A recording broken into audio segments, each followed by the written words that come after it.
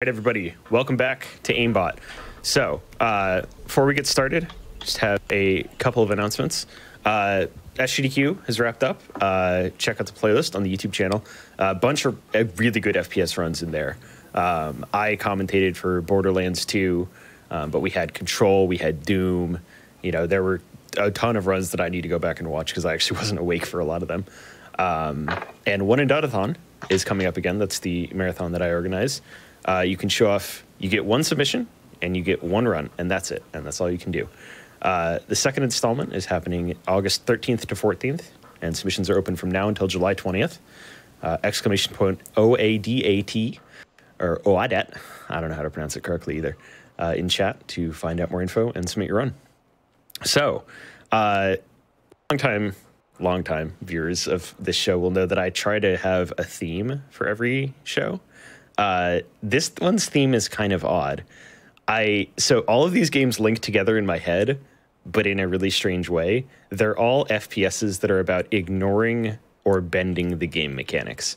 And we're going to get gradually faster as time goes on throughout the night. So originally we're starting with The Witness, which is, you know, slow, deliberate, and you just completely ignore all of the like puzzle solving in the game and just do it immediately. And then we've got Talos Principle, where you ignore everything in it. And then Neon White, where the puzzle is you're supposed to go through the level in a dev intended way, and we just completely ignore that.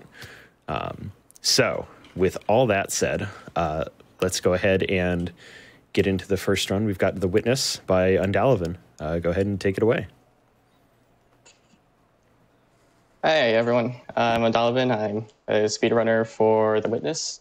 I've been speedrunning this game for about a few months, but I've started to get pretty good at the game. It's quite a fun run, actually. And I do also have my commentators, Hack Kirby. I'm Hack Kirby. Take it away. Go on. Oh yeah, I'm Hack Kirby. I've been playing this game for like 2-3 years, maybe, something like that. This is gonna be fun. All right. I believe now we could go ahead and start the game. So we're going to start the game, and we're going to change the settings. And so when I say 3, 2, 1, you can start the timer. So ready? 3, 2, 1. Begin. All right. Okay. So the first part of the run is just tutorial. We just want to have this area as quickly as possible so that we can go ahead and go to the walk around in the main island. Yeah, so The Witness is the entire puzzle-solving mechanic of this game is drawing these lines through these funny grids, and most of the game, the way it's supposed to be played is you sit there and meticulously figure out what the solution is. But if you speedrun this game, you just have to memorize like every puzzle. And the way you get good at it is inputting the solutions as quickly as you can. And there's a lot of skill to it. That was the tutorial level. All right, so we have exited tutorial, and now we are going to symmetry. But first of all lasers, what is that?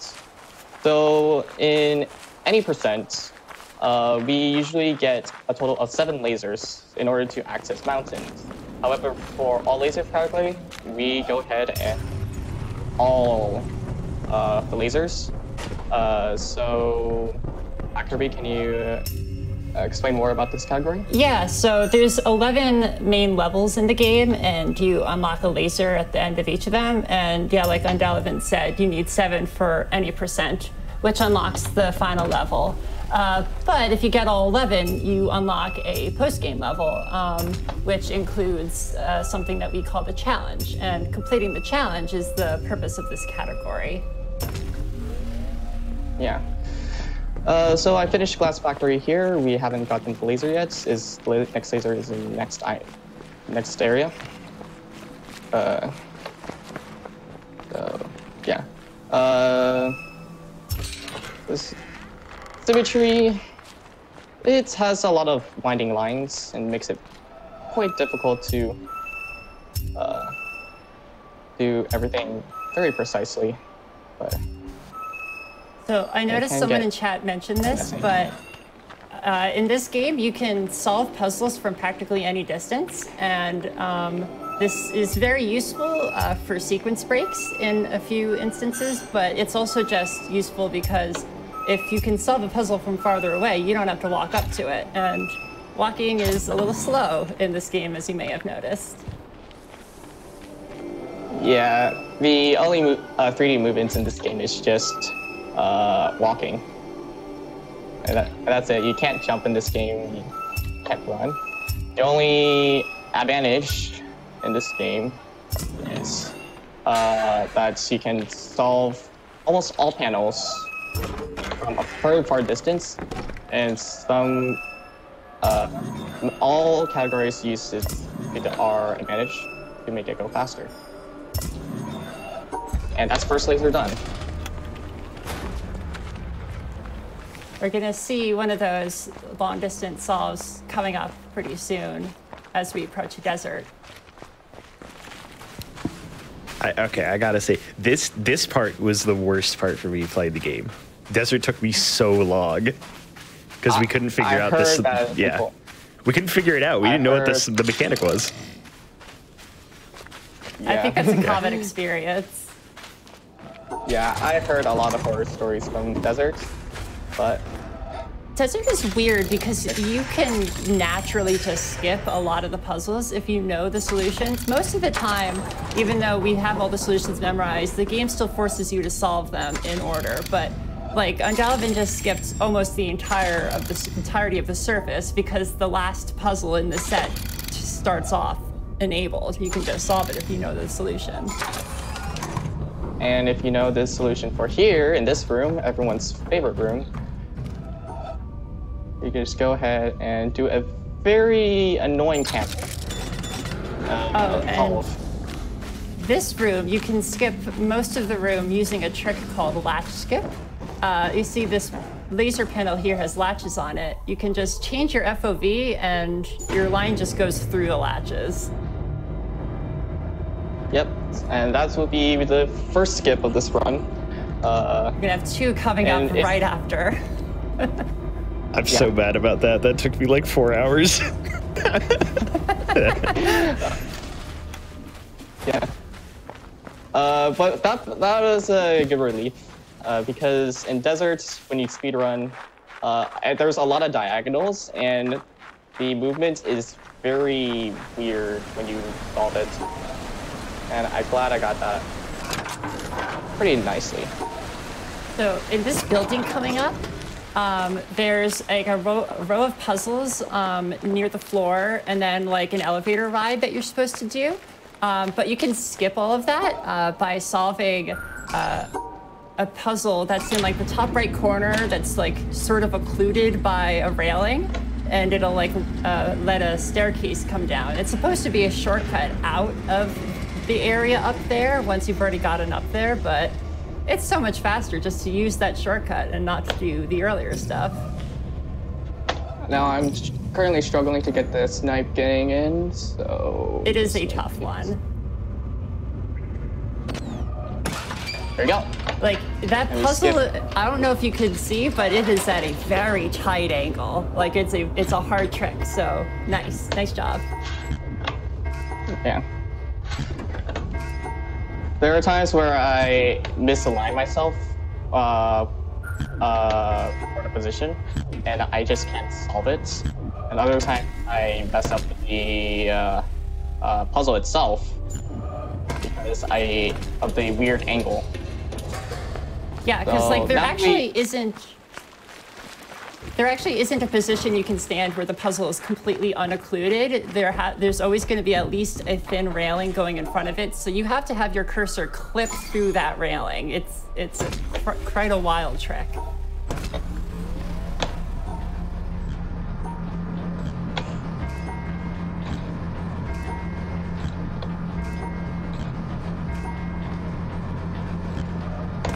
Okay. Oh, and right before Also- Undalavant did that trick. Yeah, are you about to explain that? I was gonna ask you about the trick the snipe I did before Scare Snipe. Boathouse Yes, Snipe. I was going to explain that. So there, that pathway that Undalavant just walked across, there is usually a wall there, and you have to ride along a slow auto-scroller to get to the other side of that wall, and then solve a puzzle to make the wall go down. But the little puzzle that makes the wall go down is visible through a window if you're standing right outside the mill building. So right before we go in, we just turn around and snipe it. It's a lot of tricks just happening in quick succession. And now, nothing for like a minute. Yeah. I did a quick turn, but it doesn't help that I forgot one panel, which after the door closed down, I should have repositioned the ramp so it's much closer to the boat. It loses a few seconds. Now Yeah, we're taking- the part where now I need to quick stop to treehouse. Yeah, so the boat is slow and annoying, and we'd love to not have to use it, but the treehouse level is only accessible by boat. Like, to get into it anyway, you can leave by the mainland. And trust me, we have tried for a long time to find a way to get into treehouse without using the boat. What Undalavant just did is, usually when you stop the boat, it just slows down super gradually, and it's very annoying. But if you direct the boat to go past where you want to go, and then right as the boat's going past the stop, you like say, never mind, I want to go here, the boat will stop much more quickly. My favorite section, treehouse. That's sarcastic. Just like moving here is very annoying sometimes. I kind of love treehouse because it's just you're just solving puzzles, boom, boom, boom. It's the heart of the game. Yeah. But sometimes it just does things that movement feels a bit weird. Fun fact: in treehouse, I guess I'm just complaining. if you solve the puzzles in probably just treehouse complaining. too quickly, as in you solve a puzzle before the previous puzzle is finished unfolding, it'll actually lock and not reveal the next puzzle. The game developers Okay. did not expect you to be solving these puzzles so quickly. Yeah, that is the case here. I hope I don't get that. Oh, also fun fact, on the two purple bridges, you just don't have to do the last panel. Like, fun fact for your casual playthroughs as well. You can literally just walk over it. Oh god.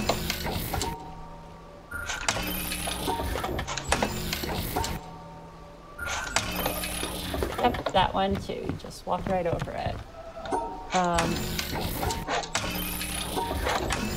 Yeah, the treehouse is like, it's just one of the weirdest sections to even figure out how to get to the laser, because like you don't really see it anywhere, and even once you do know where it is, you don't know how to get to it. You have to like manipulate these bridges. Come on. It happened. Yeah, that one with the straight line, it's very easy to have it happen on that. Well, you know what? I thought- It's almost like showing off. You solved the panel too quickly. I'm not showing off. I'm trying to go fast.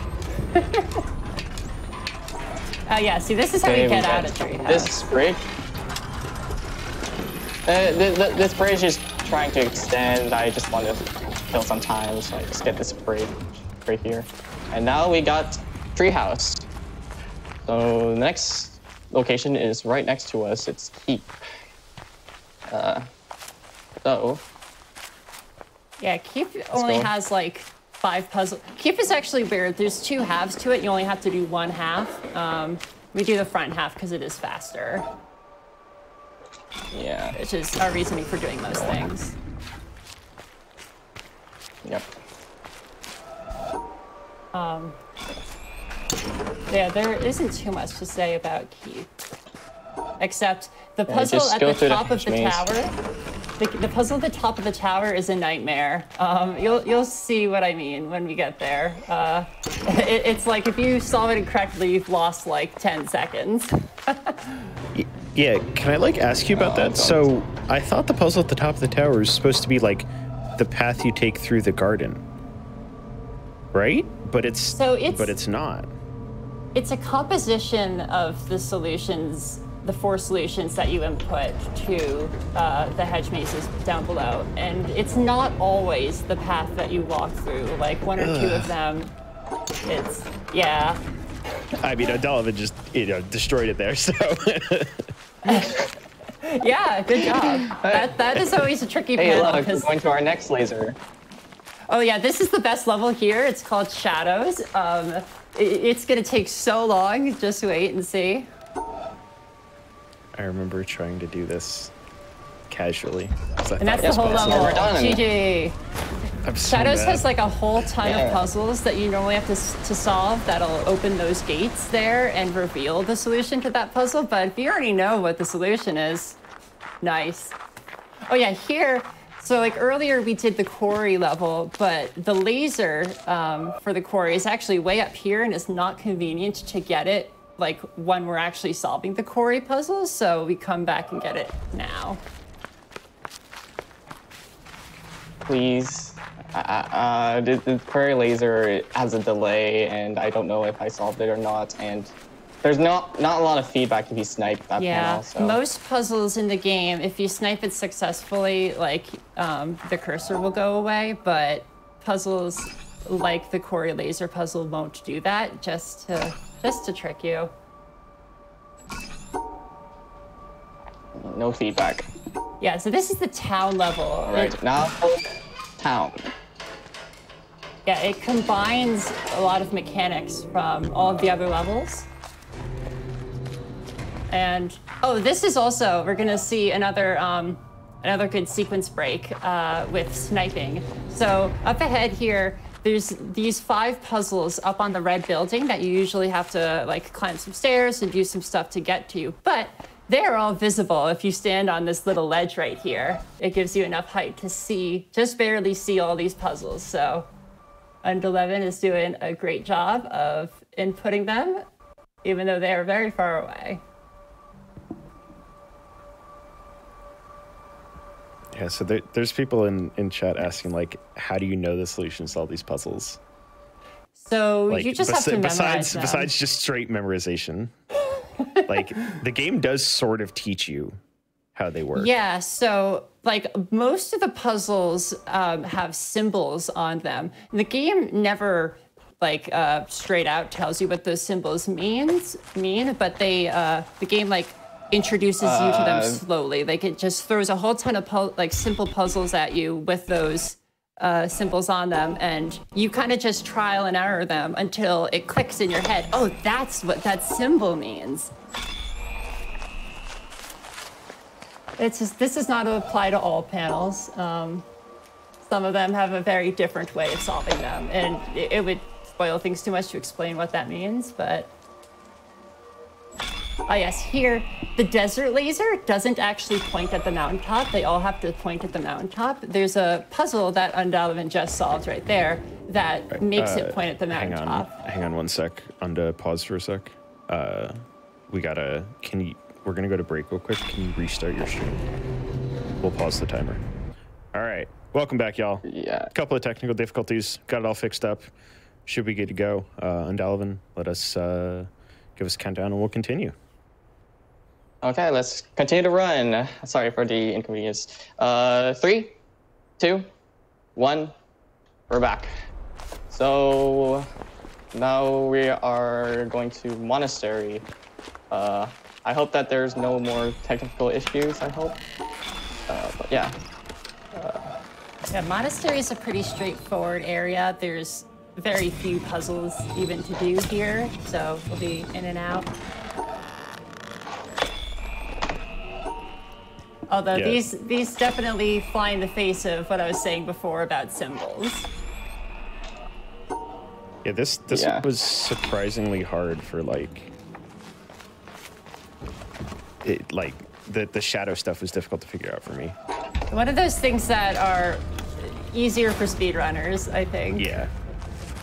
Okay, so next, we kind of do the jungle level and the bunker level like interleaved, because the bunker level at the end, there is a long autoscroller that you kind of can't avoid, but you can go do other things during it. So you kind of start the jungle level, then do most of bunker, come back and do the rest of jungle, and then finish off the bunker. So yeah, that was just 3 puzzles from jungle, and goodbye jungle. Time for the bunker. Yeah, I've got to ask real quick while you're going through this. So I know both of you play the randomizer for this game, right? Yes. Is the audio puzzle in the randomizers? Because that one sucked. So Half of it. yeah, so the audio cues are the same, but the puzzles themselves are different. Okay. Sigma, who made the randomizer, did a pretty good job of finding a way to use the game's audio assets, but still make something that like would be random. It's really fun. I highly recommend the randomizer. All right. And Unda, you're blasting this level. Holy moly. Yeah, Yeah. goodbye bunker for now. We are going back to jungle. Yeah, so that elevator that Undelicate just solved, like, it just has to go all the way up to the top, and it takes forever. Okay. We do get to see another cool skip soon, and it's like the only movement-based skip in the entire game. After these few puzzles, there's a wall. You have to solve a puzzle to make a wall pop up. And usually you're on the wrong side of the wall once you've solved that puzzle. But in the current version of the game, your player movement speed is fast enough that you can actually run across to get onto the correct side of the wall. In the olden days, we used to have to like go, yay, nice job. We used to have to go like walk all the way around after popping up that wall. It was very annoying. I nearly inputted the wrong solution. That was the next solution. Yeah, some of these puzzles turn off if you put the wrong solution in. Yeah, that's what I'm a bit terrified about, is accidentally turning off a panel and then have to resolve the previous panel. Did not happen, but now we got jungle. Now we're going to bunker. Again. Yeah, all that stuff in bunker is to activate the laser. Oh, I inputted the wrong solution. Oh. That's okay. Well, you're you almost say at about the top. shutoffs. That. You said shutoffs and then we have that. So A bit more. next is Good one. Swamp, which has like the biggest sequence break in the game in it. So Swamp is usually like the slowest level to do, but right at the end of the level where the laser is, there is a shortcut door to get you back out. And the puzzles that are on the shortcut door are visible on screen when you're standing in the beginning of Swamp. So you could just snipe them from the beginning and then go around and go through the back of the shortcut door and just skip the whole level. That's them way in the distance there. First panel down. All panels down. Nice. Nice. How difficult is it to like get the precise movement for those down? You can sort of feel it. Like once you've done it enough, like I don't really know how to explain it. It's a quirk of like how the cursor movement in the game works, but you can sort of feel it. All right. Now we are done with all lasers. Moment of truth, because I'm a bit worried about query laser, because I don't know if it actually activates, but... Yeah. So like at this point, we go up to the top of the mountain and go into, so the mountain is the boss level that you unlock after solving enough of the lasers. So that's what we would be doing now. There's this puzzle up here at the top that you have to solve 3 different times from different angles, which is pretty cool. I got stuck by a wire. Yeah, you have to like be standing in the correct position for each of these solutions. So yeah, let's see if we can see whether or not you got all 11. Oh, yes, nice. Oh, lasers. So yeah, so there's I this don't whole want to go right down. there's this whole mountain level now, which has like messed up and combined versions of all of the puzzles throughout all the puzzle mechanics throughout the game. And then after that, we'll get into the post-game level that we were talking about before. Back. Yeah, these puzzles like to kind of draw you in. Okay, this section.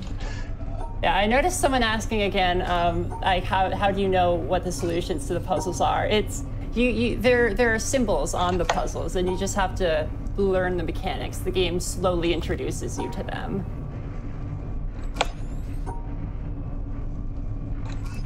This is the most disorienting set.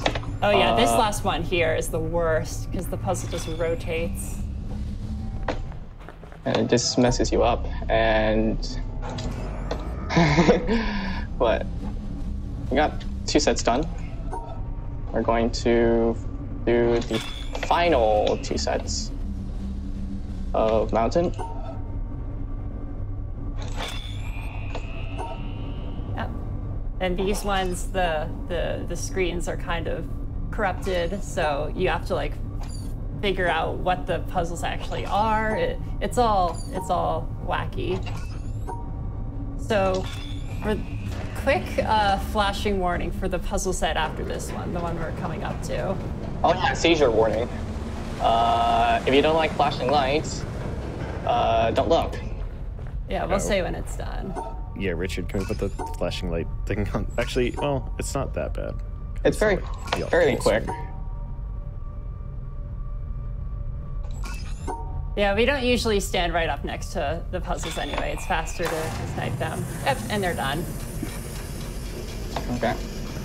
Yeah, because like usually if you're standing right on top of a puzzle, like once you solve it, you have to spend like a second going to the next one. But if you stand back far enough that you can see all the puzzles on screen at once, it's faster. These puzzles are really cool. This set here, you actually have to solve them all simultaneously, and you have to find a solution that satisfies all of them simultaneously.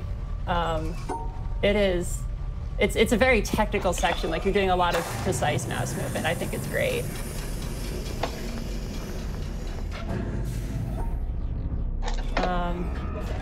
Yeah, and so this floor in general, these bridges that are on the ground, you control these bridges by drawing these puzzles that are up the stairs. And you kind of actually have to go back and forth and solve them a couple of times until you'll get something that actually lets you proceed to the next floor. I think it's one of the coolest puzzles in the game because it kind of transcends just being within the panels. And now we have the obligatory puzzle game elevator ride where you don't do anything for like a minute and a half. I don't know why so many puzzle games have this. All right, welcome to another auto-scroller. This game has very little downtime. Like you were just playing constantly, and then there's this. So now we're going to the final level of Mountain, and we are very close to the final part, which is going to be all RNG based, which is the most terrifying part of this run. But anyways, we're solving this puzzle. This here is a puzzle with 4 smaller puzzles inside of it. It is as nutty as it sounds. And normally in any percent, we go straight ahead.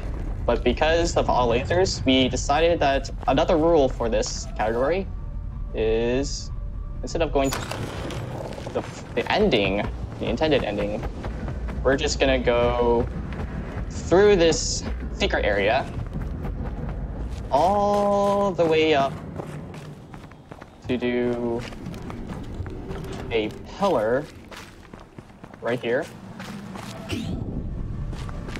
Yeah, so this is the section that you need to have 11 lasers to be able to go to. Okay. Ooh. That is a terrible, terrible panel to Pillars are very annoying to input. It's funny, actually. On older versions of the game, pillars felt much better to solve, and while the current version is the best in basically every other respect, pillars do kind of suck.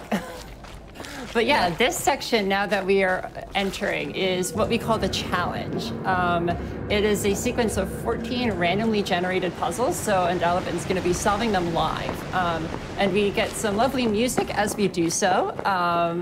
We get Anitra's dance and In the Hall of the Mountain King, and if the songs end, then you're out of time. But you can do it. Good luck. Okay, here you go. And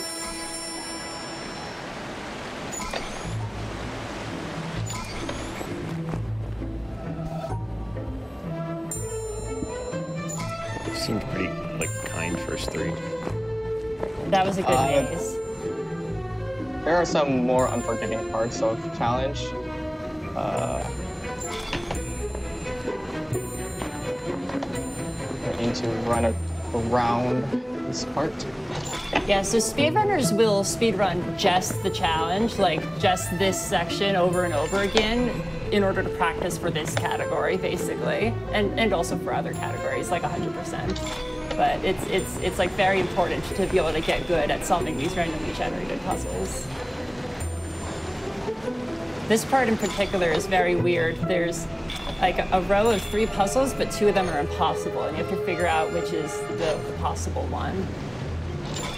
Oh, that's what. And I made a mistake. I forgot to erase my FB. So we don't usually use because of types, so I will be struggling to find the second panel, which is... Yeah, like lower FOVs are generally better because it means the puzzles are closer to you. But in this section, at a low FOV, it's very hard to actually see where these 2 triangle puzzles are, which is why we usually increase our FOV for this section. Well, we do it for the entire challenge because you can't pause the game during the challenge. Yeah. Okay, last 2 puzzles here. That would have been very nice if that was it. Yeah. Good dots pillar. Okay, last puzzle coming off right now. So time will be like when the record stops, like when the music stops. I don't know how I would solve this. Oh, done. Nice.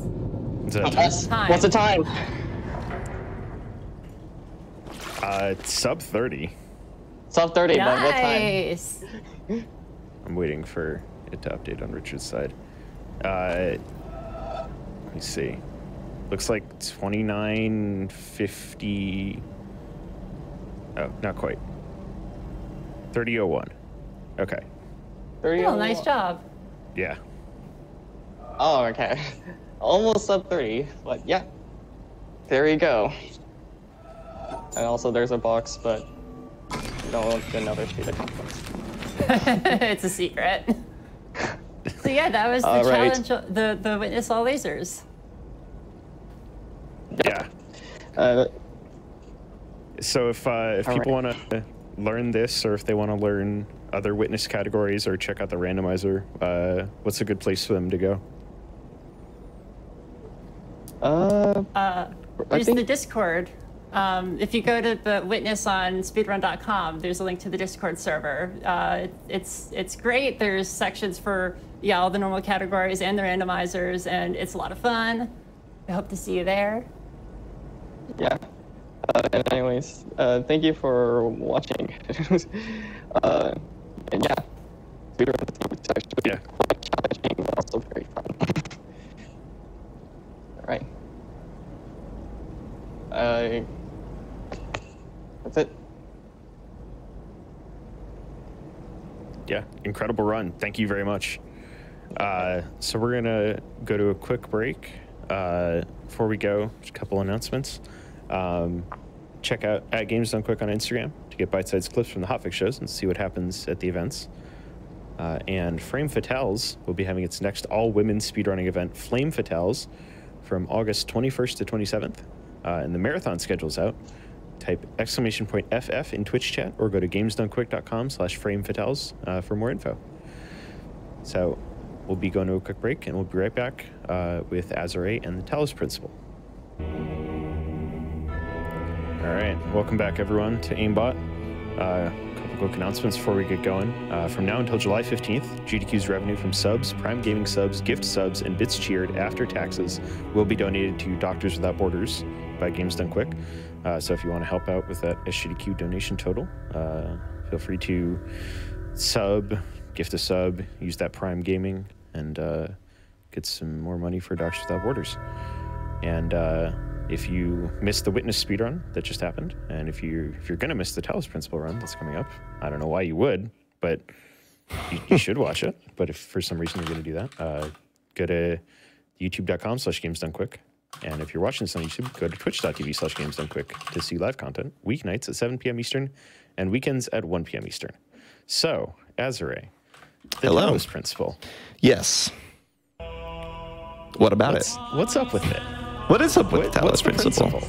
What is the principle? Well, you'll have to play the game to find out. The Talos Principle is a 2014 puzzle game by Crow Team, famous for Serious Sam. So if you're familiar with those games, this game is definitely outside their wheelhouse, but they really knocked it out of the park with this. So essentially we have a kind of philosophical puzzle theme with some, we'll call them religious undertones. And I'm going to be doing the all sigils category, which does all 129 of the puzzles. Now, at last count, we do 3 of those as intended, and the rest of them have some sort of skips or exploits of some sort going on. So, yeah, and Amy in chat is correct. I am doing this run under duress. I'm a little bit rusty. I have been, like everybody else in the speedrunning community, hopelessly addicted to Dion White. So hopefully that run will be amazing, and this one will be, hopefully you'll learn a thing or two from it. So the first, I don't know, 20 seconds of this run are the hardest part, so they might take a couple of tries. But once I get into the flow of things, you'll start to see what things are going to look like. Well, without further ado, I guess we'll just get started. Before you get started, with some further ado, the Talos Principle. Can I can see it as well? All right. Well, that's neither here nor there. All right. With some further ado, maybe. Okay. This game, from a speedrunning perspective, technically, the physics are incredibly frame rate dependent. So, fortunately, since this game came out, I've had a few upgrades. The game looks a little bit better than the last time I featured it at GDQ, but hopefully we still have the frame rate to pull off some sicko item jumps. So, I'm ready if you are. Let it rip. We'll go ahead and get started in 3, 2, 1, now. Behold, Alrighty. child, Behold, child. you are risen from the dust. And we're immediately going to start breaking out of this garden. So what I want to do is hop up onto this wall, from this wall onto this wall, then to this wall, then to this wall. All right, we go again. I need to land up on that wall. This is the hardest part of the run, and there is a little bit of a backup if I can't get in the first couple of tries. If anybody is familiar with my stream, it definitely turns into first level resets quite often, just because this is one of the. All right, we're going around back. We're going around back. I've been out of practice with this game so badly, so fortunately there's several different ways of breaking this game wide open, so we're just gonna go on a little bit of a trek. This game definitely does not want you to stand on walls. It doesn't, no. The walls are very slippery, and it makes things quite difficult now. Let's see, I should be able to. I haven't done this backup in so long, I wanted to reset, but we'll make it work. We'll figure something out that works for our purposes. As long as we can get out of A1 with all of the sigils, we're doing just fine. So the way the puzzles in this game work is you have lots of different items that you can use to interact with your environments. So this item that I'm using is a jammer, which you can use to jam barriers and also jump up on top of walls. I gotta be a little bit careful with this one. Yeah, we're just gonna do something, something a little different. We're improvising here because normally I have that that sentry gun jammed and it won't kill me. Whew. Remember to practice your speedruns, kids. All right, we're out. Fantastic. We can play the rest of the video game. All right. So Trio Bombasticus here, for example, you would have to jam the barriers to free the 3 little mines so that they get out of your way so you can get into this, but you know, just climb the wall, why not? A little out of bounds action here. And you might see some QR codes placed around. One of the mechanics in this game is a paint bucket that you can find and leave QR codes for your Steam friends. And when you're a speedrunner, and your Steam friends are all speedrunners, you have little competitions to see who can leave their QR codes in the most kind of out-of-bounds locations. And also a few kind of helpfully to line up precise skips that we might see a little bit later. So let me hop over here, grab this. That is all 8 sigils from A1 in It Was Fast, I Promise. Giving A2 for now, heading into A3. I remember playing this game with my dad, and you're on my Steam friends list. And so we saw some of your QR codes in really weird places. Oh yeah, just like the top of level entrances where you normally wouldn't be able to reach. Yeah. I'm inputting the solution to this star puzzle right now. You need to use a QR code reader to read that QR code, which leads you to a website that has some, I think it's hexadecimal or ASCII code or something, and if you translate it into plain text, it's some riddle about the moon landing, and then you input the date of the moon landing and the everything. Whatever. I'm just gonna put it put it in. As long as you know the 2 numbers that you need to use, you're all good. Quick little hop, skip, and a jump over to here to grab this. I actually can't restart level here because I need to leave the level as is because the water is now drained, and I can grab this star here. I will not guide you unless. Excellent. Okay. Yeah, Neon White is up next. Am I allowed to read chat? Is that kosher? I have the chat popped out. I do not think I could stop you from reading. That's true. But am I allowed to interact with these people? Sure. That's a good one for the fans, right? They're all here to watch your speedruns. That's true. And I'm here to provide speedruns for our fantastic chatters. So I hope y'all are having a fantastic Tuesday evening or Wednesday morning. I'm still not entirely sure how time zones work. I'm not really interested in learning, so sorry. All right, so why are the things that I'm collecting Tetris pieces, you may ask? Well, I have these puzzles right here that I can use to unlock new toys. So now I have the laser connector, and the laser connector is used to connect lasers. All right. But just like the jammer, it's very useful for item jumping. Hall of Windows here. This jammer is going to go on an adventure, right? So we started in Hall of Windows. We're going to use it to jam the barrier and grab the sigil for Hall of Windows. I'm also going to use it to leave Hall of Windows. Bada bing, bada boom. We're going to do a quick nosy jump in here to get into the Guards Must Be Crazy. Grab this sigil right here. And then normally there's a key that's hidden in that level that you use to find a jammer that's hidden somewhere else in the level, but I have this jammer, so whatever, I'll use that one to grab the star. Perfect. And then I'll bring it over here to the last puzzle and use it to hop on in and skip that puzzle as well. Excellent. Right up and over, grab the sigil, and we are gone.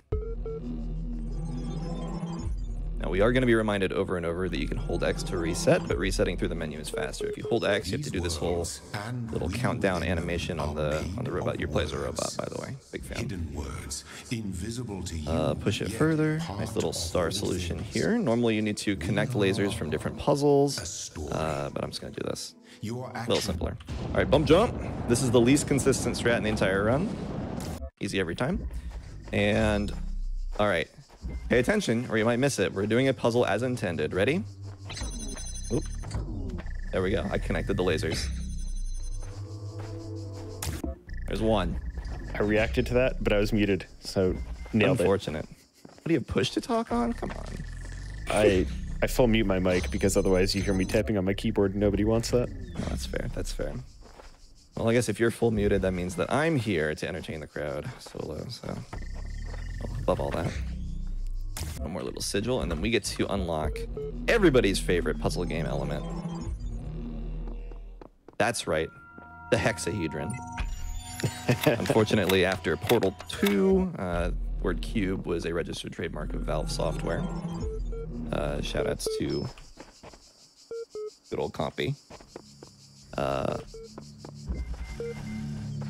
So how difficult is it to like memorize what to do for all of this? Like, Well, I know it's very similar to just like any other.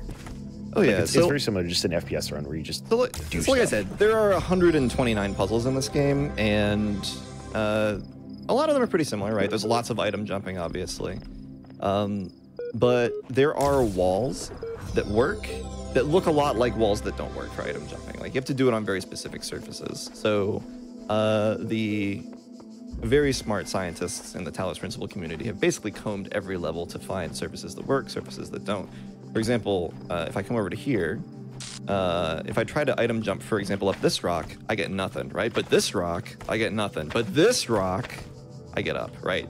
So it's all just, you know, remembering which very specific pieces of level geometry work and which ones don't. Bichromatic entanglement is pretty cool because we're gonna start by not actually getting the bichromatic entanglement sigil. This wall doesn't exist. Instead, we're gonna hop here, go through this level, and this is actually some of the most dangerous platforming in the entire game, but we ended up getting there. And now we can get the bichromatic entanglement sigil.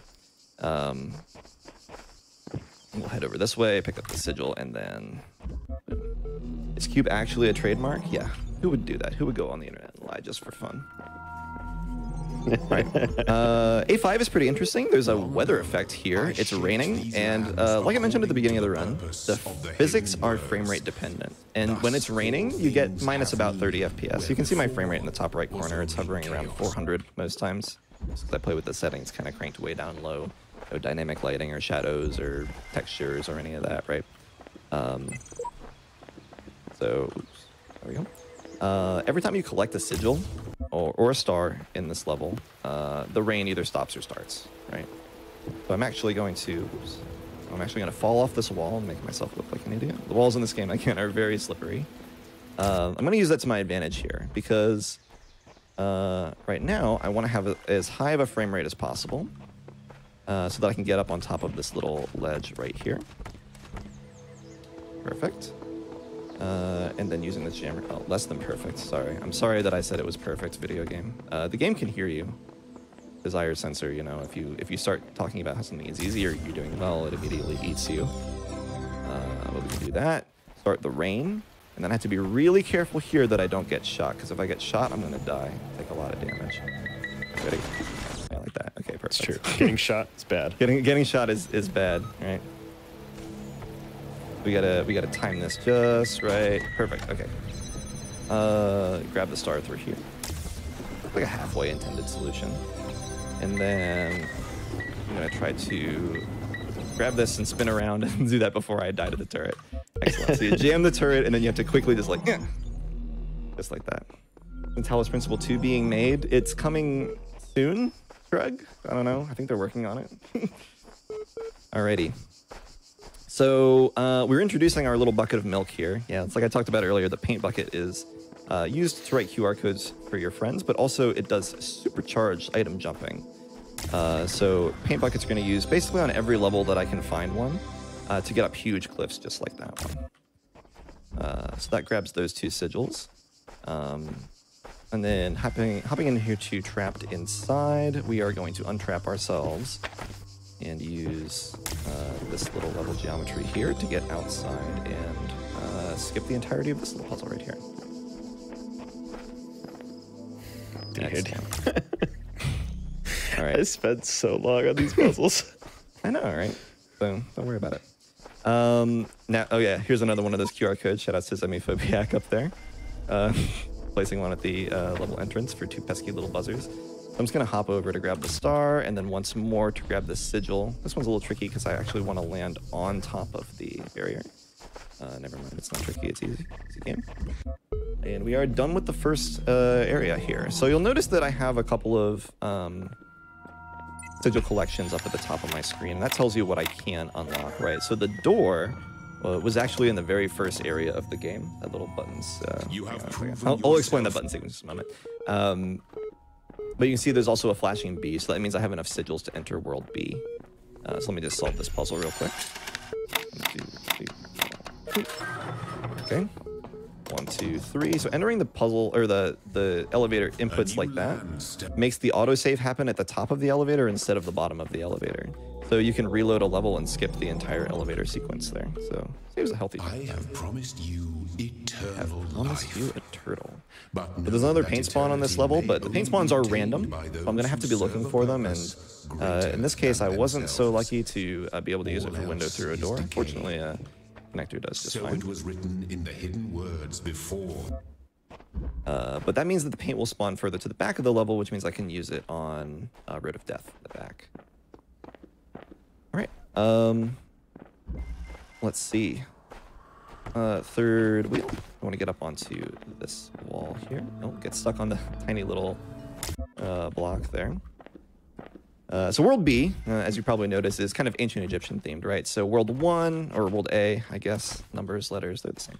World A is kind of ancient ruins. World B is ancient Egypt, and anybody who is a fan of Crow Team games can probably guess that World C will be kind of a medieval castle. It's kind of the 3 biomes that they use over and over again, and I guess if you know your stuff, you may as well keep on keeping on. Go if it ain't broke, right? Yeah, all right. Neat little skip there. You can actually break out of that puzzle and then restart back to it, and that saves some crawling around outside of the puzzles as well. All right, I'm a huge fan of this next unlock. That's right, we have the fan now. Oh, God. So the fan is an object that you can place on special fan stands, and if you power it up, it will blow you across distances or up in the air, or we can do a fan slide on it. So we'll see fan slides coming up pretty soon as well. B2 is a pretty cool level, and we're going to introduce another new trick here. First things first, I need to go grab the star from the tomb. So I'm going to hop up here with my jammer and grab the star. Unfortunately, the tomb is not a very open level. There's not a lot of walls to run on. So we have to get a little bit creative when we want to go and snag the sigil from it. So let me just do some mountain goating right here. Perfect. And I'm going to do a very precise lineup here. I want to look straight down at this little pebble. Excuse me, this little pebble. Thank you. And then a nice little stinky setup here in this guy's armpit, and then we're going to change my player speed to slow and my frame rate to 60, and then launch myself into the sky. So grabbing a cube through a barrier like that lets you slide to it, get stuck on it, and I don't really know the ins and outs of what exactly is happening there, but the game doesn't like that so much and sends you flying in a very nice arc. All right, here we go, doing this puzzle as intended. Look at that. Don't see that every day, do you? Was Excellent. that 1 or 2 of 3? I think that was 3. I missed the... Oh, I talked about the fountain puzzle, right? I guess that's kind of as intended, you're just plugging in the buttons. All right, so we're going to be doing a couple more of those cube jumps throughout the run, but first we have a fan slide. So normally there's a fan here that just bumps you over to the rest of the level. What I'm going to do is open up my journal and then buffer a jump input and then hold some directions, and that fan actually just puts you right at the end of the level. So I do that by sliding towards the fan, getting my toes caught on it, and then the game is like, oh no, don't know where to put you, and it puts you at the end. So I'm going to be using this treat quite a lot, actually. Once for the star there, again to make it over here. And there's a very conveniently placed cube right here. Sorry, hexahedron. Cube is a registered trademark of Valve software. And make it up to here. Grab the sigils, and then once more to go all the way over to the 4th puzzle in this area, which is kind of out of the way. So what do we do when a puzzle is kind of out of the way? Let's go slow 60 and yeet ourselves over to this puzzle over here. Oh, a little bit of a miss aim there, but fortunately there's a backup for this. I come over to here, I can drop this cube. If I come over to here, I can drop this cube. If I come over to here, I can drop this cube. Excellent. First try. And grab the sigil. All right. Now, I have enough sigils to unlock the recorder, but anybody who's played this game to completion probably knows that the recorder is kind of annoying, right? It takes a long time to record a setup for something, so I'm just gonna not unlock the recorder. We actually don't need it for any puzzles in the game. I forgot you don't unlock it. Yeah, you know, why would I unlock the recorder? Nope. A little bit too much on that one. Like I said, the frame rate dependent physics. I did not have a 3070 when I started running this game, so the game feels a lot different than it used to. So this jump is actually deceptively difficult, trying to snake around there. You don't have a lot of air strafing in this game as opposed to, you know, I'm a source runner at heart, so air strafing is kind of my bread and butter, but not here, unfortunately. Yes, someone was asking in chat, this kind of looks like modified Source. So it's not. This is the Serious engine. This is an in-house engine made by Crow Team with Serious Sam games and just modified for the Talos Principle. Although close enough to Source that you know, it feels kind of reasonable, but nothing like bunny hopping or accelerated back hopping or anything like that. Now, oops. Forgot when you have the paint here, you actually have to set this up early. So let me head back here and set up one of my stars. Again, very rusty. I've done nothing but play Neon White for the past 3 weeks or so. Someone please help. Yeah, I said, Azure, come do the Talos Principle. You said, okay, Okay. I got you. Look, anything And that then gets Neon me an White came extra... out. Anything that gets me an extra like 45 minutes of screen time on the GDQ channel, right? That's why we're here. Okay. Yeah. I remember to like follow and subscribe. Twitch.tv/Azure. Yeah. if you're enjoying the run, that is. And if you're not enjoying the run, it's twitch.tv/Chamberlain. Yep, that's true. All right. What is So this? let's I grab shall not this allow right the here, corruption of my and garden. now that I've Be set up gone. this little laser to the heart of the Sphinx, it's opened up a nice little door to grab the star here. Time is ticking, White. Yeah, that's me right now. Moving like it's Serious Sam. Yeah, moving like it's Serious Sam, and also I'm jumping all the time because I am. If I'm not constantly stimulated, there's a problem. Right? Jumping is Yeah, not I was actually gonna say, faster. does the jumping? Yeah, okay. No, it's not So actually faster, but it's not slower either. So why not, right? Is there like grab- like a speedometer or something for the game that someone's developed? No, but I know it in my heart. You have solved many That's of the important for mysteries of speedrunning, this right? land. Yeah. The road Okay. before No you testing, is only still doing. long, No and testing, many only gates doing. I remain have world record in closed. this game for a reason, all right? But take comfort in your accomplishment Okay. and in your creator's pride. And the reason is I'm the only one with a beefy enough PC to do the tricks. But don't talk about that too much. All right. All right, that's the last of our green sigils. The greens are the easy puzzles, yellows are mediums. Obviously, puzzle difficulty is kind of out the window in this run. I have to be very careful with this lineup, or else I'll end up in Happy Infant Prison.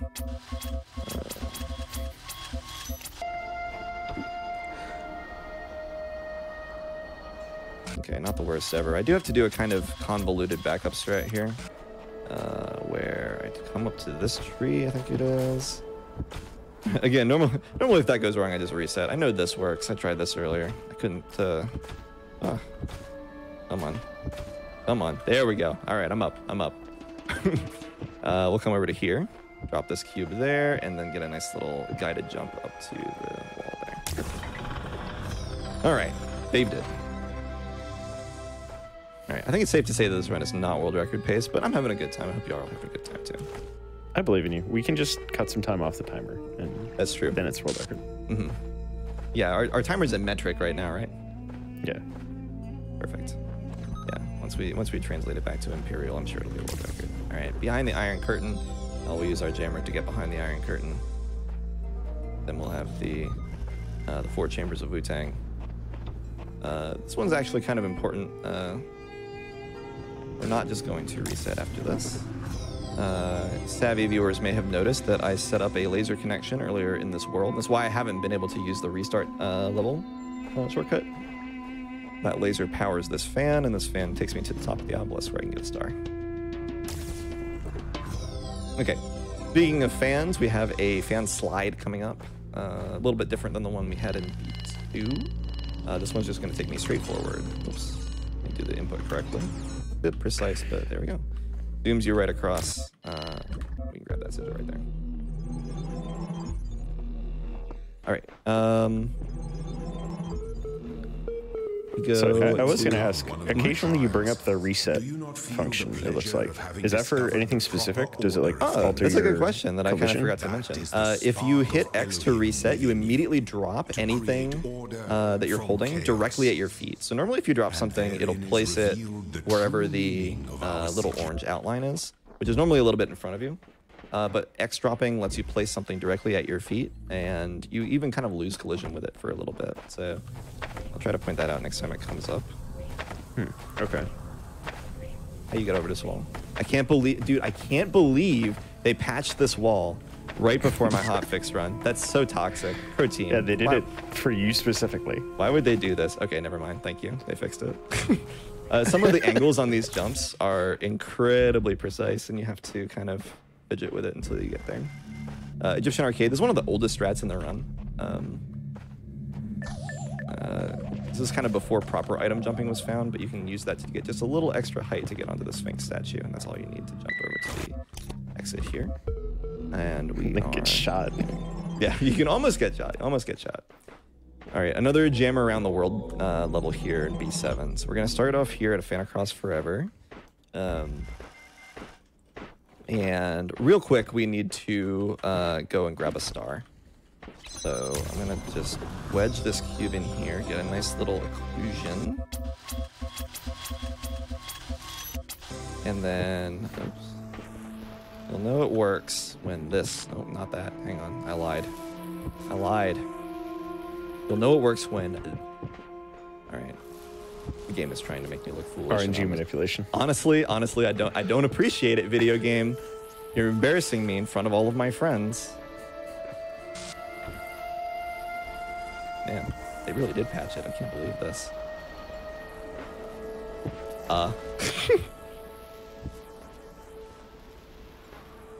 It doesn't work. This is the hardest trick in the run, frame perfect. It might take a few tries, don't worry about it. Yeah. Something. Every trick is the hardest trick in the run. Every trick is the hardest trick. No, sometimes this one just does not want to cooperate with you and will ruin your entire experience. I honestly, okay. There we are. First try, Perfect. dude. First try, easy every time. Yeah, we can just cut all those other. I mean, what other attempts? No, what other attempts? Yeah. Obviously. Yeah. Okay, perfect. Well done. Excellent. Everything is going exactly as planned. I don't want to auto-detect the optimal configuration. I have the optimal configuration. And optimal, I mean highest frame rate without going over. Price is Right strats. If the frame rate is too high, stuff starts to get a little wonky. Anyways, like I said, we're doing a jammer across the world strat here. So we'll head over here to this puzzle, whose name I don't remember because I never go in the door. Then this puzzle, whose name I never remember because I never go in the door. This one also very conveniently gets us a basically freebie star. Normally you have to do some laser connection shenanigans. And then once more, we will escape On the first night, and listen to Dr. when I knew Drennan it give was a little bit over, of exposition I for went what's out to happening in look the at world. stars, and I thought, somewhere Do up those there are the audio logs stations actually of have the any belt and the like probes we interaction set with the out. endings? Because I know Voyager there's like 1 what, and 3 or 4 endings to the beyond game. the edge of There our are 3 solar endings. system, The audio logs don't have anything to do with the continuing ending. their They just long give you an journey idea through of what's interstellar happening space, in like you know, memories the of our world of the ambition, game. ambassadors who have outlived their homeland. And then I thought, Unfortunately, we're not going to figure out what Dr. Drennan thought. Gotta play the game. All right, entering our first star world here. There are mysteries in my garden. These puzzles are incredibly difficult and randomized. Fortunately, I have a PhD in randomized Tetris puzzles. Fantastic. And again, they really are random. I wouldn't just go on the internet and tell lies just for fun. Which existed before time. I'm allowed to lie on When your the show, right? words of a See, story lose their meaning, when you're the rudder. action You can say whatever you ceased want. to have purpose. Ooh, Within, I don't thi- well, okay. hang that on. No, that seems wait. a little too strong. I think you might want to rephrase that. You're because the I rudder. will You monkey can paw say you. whatever you want to about your game. Okay, fair. Because I will monkey paw you on your own show. You know that, right? I know. And I knew as soon as it came out, I was like, ah, somebody's going to do something. Oh, yeah. No, that'd be something horrible. You're going to make fun of me in Rainbow Rush. Oh, of course I am. Oh, of course I am. All right. Cat's Cradle. Any Harry Enfield fans in the chat? Anyone aware of Harry Enfield in the chat? Oh, man. I'm old. I feel like soon to crest 30 is pretty ancient for a speedrunner. Oh, we're minus a star somewhere. Oh, maybe I shouldn't have been chatting me up so hard. Let's figure this out. Supposed to be 22/7. I remember that because 22/7 is a fairly good approximation for pi, and it's also how many things you should have. I didn't get the star in B1. Oh man. Yeah. So I just forgot to do that. Well, apparently I was I was memeing a little close to the sun here. Whatever. This is part of the route. This is part of the route. This star isn't unlocked until after you've done the first Star World. So yeah. Run going perfectly according to plan. Everything's going just great. Yep. What's our estimate? 50 minutes? Crazy. We can just keep adding time. Don't worry about it. Don't worry about it. So, yeah. So when I'm in here, I'm supposed to grab this little star right here, which I forgot. Which is really funny because in my practice earlier today, I forgot the sigil, but I got the star in that level. So nice little switcheroo on me. Anyways, 22/7. We are nicely approximating pi. We have every other thing. We are ready to proceed to World C. I actually had a question for you based on what you were saying there, but I immediately forgot it because my brain is like a sieve. That's okay.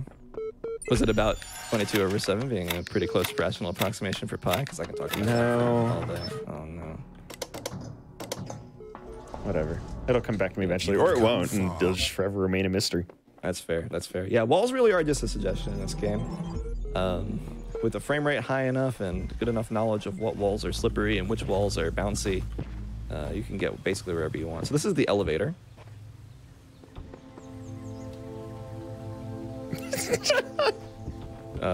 We actually are going to use the elevator to get up to here. Fantastic. And wait for it, wait for it, wait for it. Got a cube. Fantastic. All right. So dumb. Yeah, turns out that tree is perfectly positioned right with that wall to grab that cube, to send that cube into orbit. Very slowly, very slowly. Please stop spreading misinformation on HotFix. I'll consider it, but ultimately I'll probably decline. All right. No such luck on paint here, so we're gonna have to use the connector strat for conservatory. Just slightly slower. I think that means we're not gonna get world recordless run gamers, unfortunate. What we can do though is use this tree to get up to this wall to get to the city. All right. I remember what it was, but I'll wait for when you're not gaming. Oh, I have literally never said anything important. Everything you say is important. You're my friend. Oh, that's very good. When things glitch, does that mean anything, or is that just the game being kooky? That is thematically appropriate world building and storytelling. So okay. The actual game that we are doing, the Talos Principle, right, is the game's been out for 8 years. If you're interested in the story, you've probably played it. We are in a simulation, a training simulation for a robot who is ostensibly created to rebuild civilization after some extinction level event. So that Dr. Drennan audio log is part of an overarching story that involves her and her work on the Talos Principle, which in universe is this simulation that trains the robots. And essentially, you are solving puzzles here for Elohim, and your, the directive that you're given by Elohim is to solve all the puzzles and enter this door at the end of the game. But that's not the good ending. That's not what they're training the robot to do. So if you get that ending, what happens is it just places you right back at the beginning of the game, and it says, "All right, cool, go again." But there is a tower, and there you may not go, as Elohim says. And if you do go to the tower and ascend, you have passed the test and can be reborn into the real world. We're going for the messenger ending, which is the kind of hardest ending to get that requires you to do all of the star puzzles. I have a very nasty name for this tree that I'm not allowed to repeat on GDQ, but I got it first try because I'm a big old gamer. I will say the fun fact when I played this game for the with my dad because my dad is a big puzzle gamer and loves this kind of thing. He did not want us to go up the tower because he thought that the game screaming at him meant that he shouldn't go there. Yeah, but in fact, yeah, you were always meant to defy God. Shoutouts to Hatsune Miku. What? All right. Okay. Just not talking about that? All right. Don't worry about it. So we are going to be, we're going to be getting the messenger ending, where if you collect all of the stars, you can become one of Elohim's blessed messengers, whose duty is to stay in the simulation and help other robots find their way. Very specific frame rate here to get the right arc to land up here. Let me through. Those battlements really are good protection. All right, I'm gonna leave Dumbwaiter. I'll get the sigil some other time. All right, up close and jammed. There's kind of a whirlwind in up close and jammed. We're gonna start by getting the actual up close and jammed sigil. I know, crazy, right? But then what I want to do is hop up to this wall again, and actually very nicely connects the Dumbwaiter sigil, which we skipped earlier. Now, I'm going to start the intended solution for up close and jammed, but I already got up close and jammed. Why would you start the intended solution? Well, because I need to grab one of these cubes, pull it over here. Sorry, Hexahedron's cube is a registered trademark of Valve Software. Is that funny yet? Is it still funny? We'll figure it out. It's always funny. All right. You're very funny and interesting. Good. I'm glad. Maybe I'll be allowed back on the show in the future. Oops. Yeah, maybe in like 20 minutes to do another run. Don't spoil it. All right. We're doing another bump jump. Like I said earlier, bump jumps are one of the least consistent strats in this game. Again, very frame rate dependent, and we have to also, yeah, there we go. Get that little bit of extra height from bumping off the rock. All right, time flies like an arrow, fruit flies like a banana, and one more bump jump. This one's actually a lot easier to grab the last sigil on this level. All right, we're looking good. Off to the second star world, which is actually the third star world. The reason we don't do the A star world is because you need 10 stars to unlock a star world, and there are only 9 stars in world A. So we'll head into here. I'm still at slow 60, which is good for cube jumping. Since the first words were spoken in the darkness. Yeah, I was going to say, is your FPS supposed to be 60 at this point? Yes. I'm going to be doing another cube jump. So basically you need to alternate between 60 and unlimited. Unlimited is good for... Oh, what did I just grab? This is horrible. Everything is over. Never mind, I fixed it. 60 is good for cube jumps because you need it to be at that specific frame rate to get the correct arc. But unlimited is good for item jumps because you need the highest frame rate that you can get to make it over walls and such.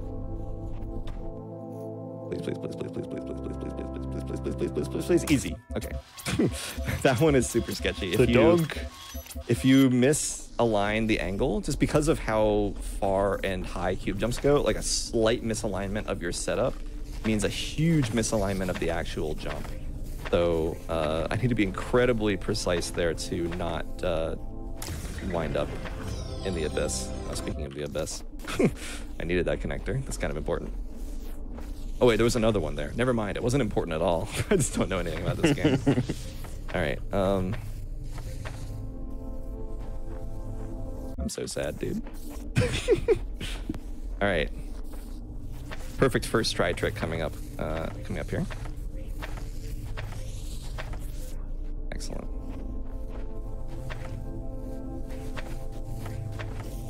Can we get on this barrier? This one is another super sketcher because you need to land on top of the barrier. There we are, which requires actually a really precise jump. But once we've done that, we can just head over to here and do some wall running. Let's get an Nexus and grab the sigil. All right, beautiful.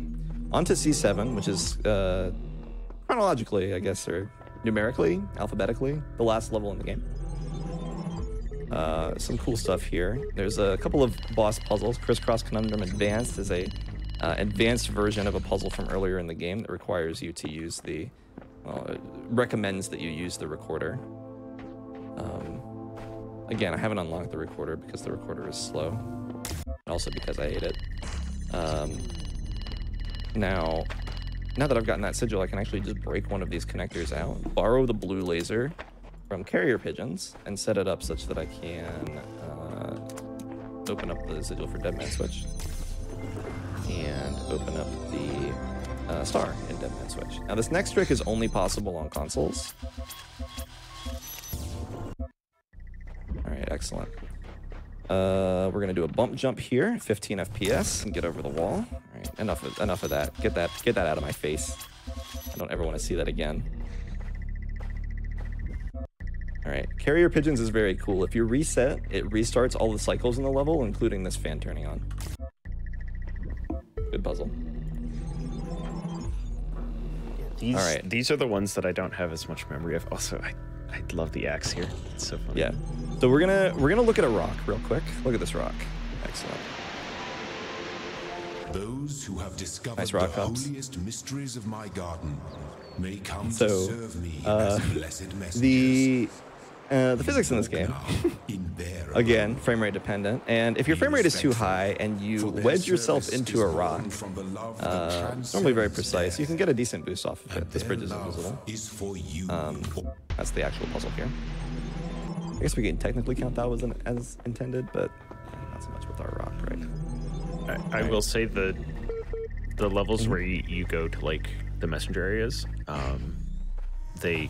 we were stuck on this for about an hour. Oh yeah, the Tetris puzzles, they were real hard. Fortunately, you don't actually need to do them for sigils. And it's kind of funny because they're really hard puzzles and your reward for them is a hint that you can use on one of the easier puzzles. And the hints are... It seems remarkably useless. Yeah, they're not very, very good. That has to Zemiphobiac for this one. Yep. Just cock the cube there and jump right on it to get to the end of the level. Another cube jump here. Oh, that's not a good angle. Let me try that again. There we are. Nice. And we need to land on this little strip of ceiling, but looks like we've gotten there. Let's me grab the star and the sigil. Oh yeah, I'm already fast. All right, so now there's going to be paint in one of 4 places in this level, so I got to go scurrying around searching for it because I don't have the paint tracks memorized anymore. Looks like it was in the last place. Excellent. Good. First try. And once more, we're going to use paint to do some supercharged item jumps, this time up a tree. And the tree collision box is a little wonky, but that's actually helpful for us because it lets us paint right up it. All right, now that paint's in the same spot, I'm going to use it for stables, and then that will be the end of C4. As Grandmaster Benjamin Feingold would say, a very explosive level. Oops. Need to.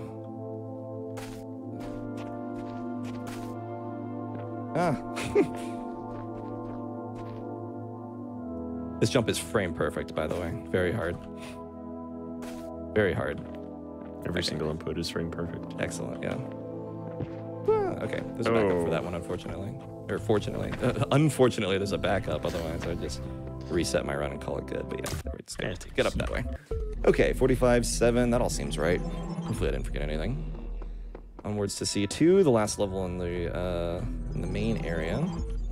And we're going to turn around and do some Rapunzel. Now, Rapunzel usually needs the recorder and the platform. You have learned much, but I'm not about that. Great wisdom in these trials. Glad I need a recorder and a platform, and I got a tree and a cube. Lies close now.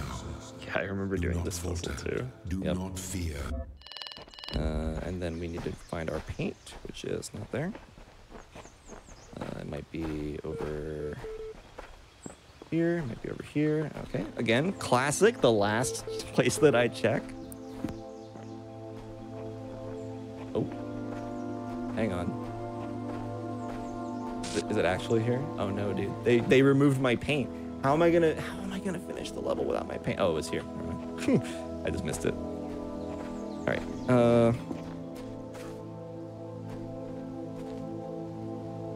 Little paint nozu up this one. I have to keep the paint here because I'm actually going to use it again.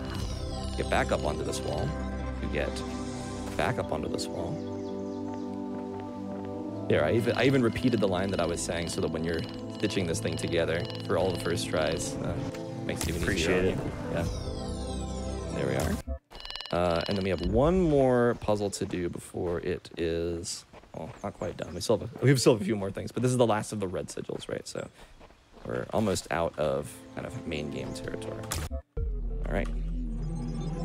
And so it is done. And so it is done. Excellent. You have overcome. All right, so there's 2 more stars and 1 more set star world to before you. do. And to do those, we're going to need to tackle the Forbidden Tower. Very spooky.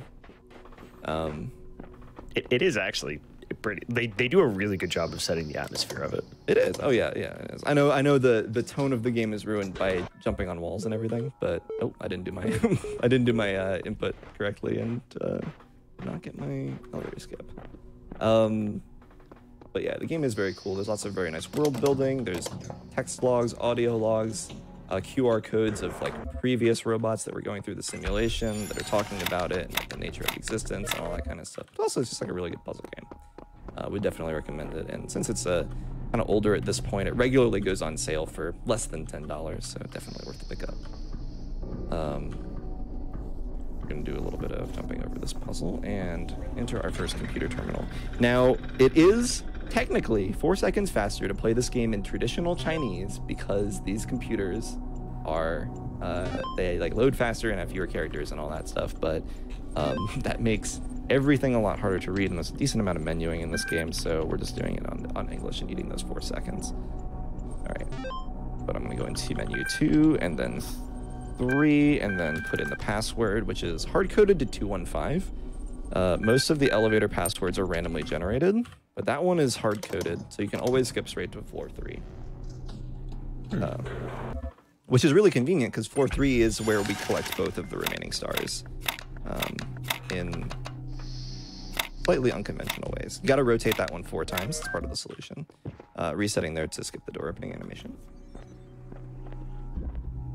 All right, so I'm going to go ahead and grab this connector, or the jammer, through the door, and forgive me, there's another console exclusive trick here, so we're gonna have to have some eye bleeding. And we're just gonna clip into this wall, and out of that wall. So that gets one of our stars. And the neat part about breaking a jammer out is that we have this nice side effect of having a jammer. So we can skip the laser puzzle that's normally required, grab the other star, which is down here. Now, there's no fall damage in this game. Robots can't take fall damage. Remember, if you drop a robot from a high enough height, it'll be fine. Yeah. It'll be fine. Okay. So that's it. That's all the stars. We have to do one more star world, the A star world. It's actually one of the cooler levels in the game. Lots of axe nonsense going on. One of the solutions to a puzzle involves using an axe to chop down a tree to block a bomb that's like patrolling the area. It's kind of funny. But once again, we have another one of these randomized puzzles that I can only solve because I have a PhD in randomized puzzles from MIT. Yeah, PhD in brain. Yeah, PhD in brain. My dissertation was titled Smart. Yep. All right. So our axe nonsense is a little bit different. Fortunately, axes work quite well for item jumping as well. So instead of chopping down a tree, I'm going to do this the environmentally friendly way and simply hop to this wall, to that wall, to this wall. Turn around and up again. I'm actually going to go up this rock because it triggers the Dum Dum Mine entry, which places my restart on the entrance of that level, just slightly faster. So now when I hop up to here and grab this sigil and restart, it puts me at the entrance of Dum Dum Mine again. I can grab my axe for the last sigil in the game. That's the DLC. The DLC is hard. There's one puzzle that I still have not done casually, and I maintain it's because the puzzle is stupid. Other than that, though, it's a lot of fun. The speedrun is very miserable, though. Lots of actually non-ironically frame perfect tricks, and it makes it very, very, very difficult. Okay. Is there a category that doesn't have like all this FPS manipulation and jumping around out of bounds? There are actually. So there's lots of categories for this game. All sigils 60 FPS is very similar. Like you can still do cube jumps and stuff.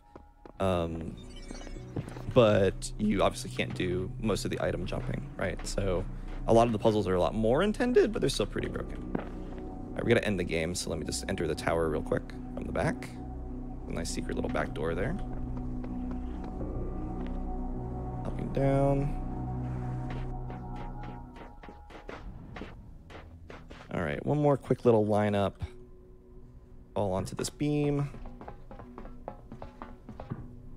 And we'll take the portal to the exit.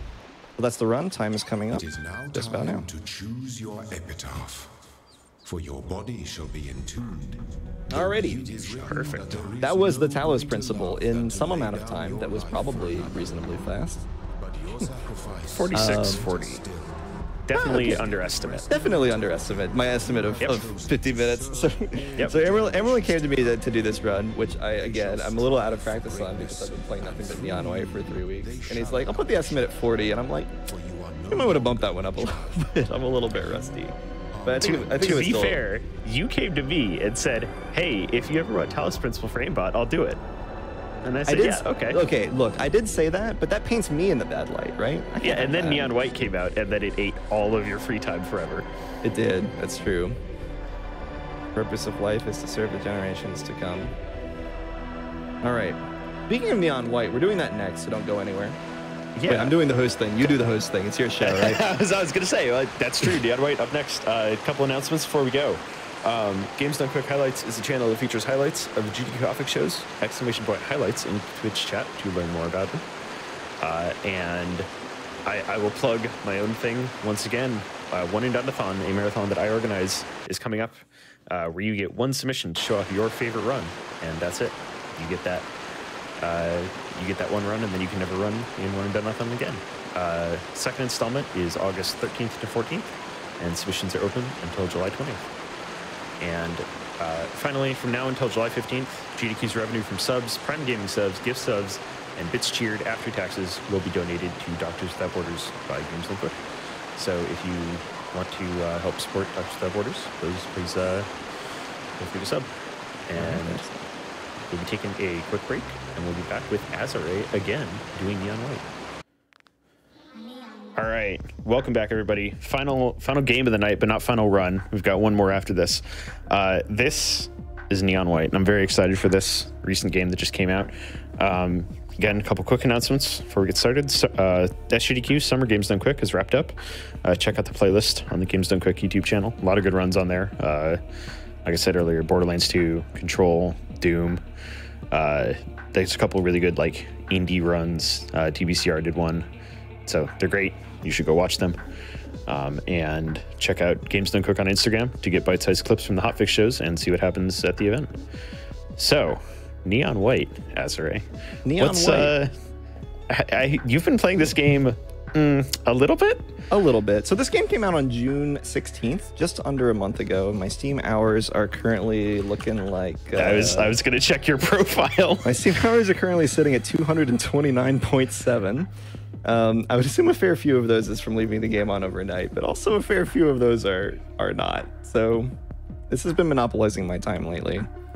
I work in education. It's summer break. I have a very light workload, so this has been how I keep my mind occupied. So today we're going to be doing 60 hours on your file.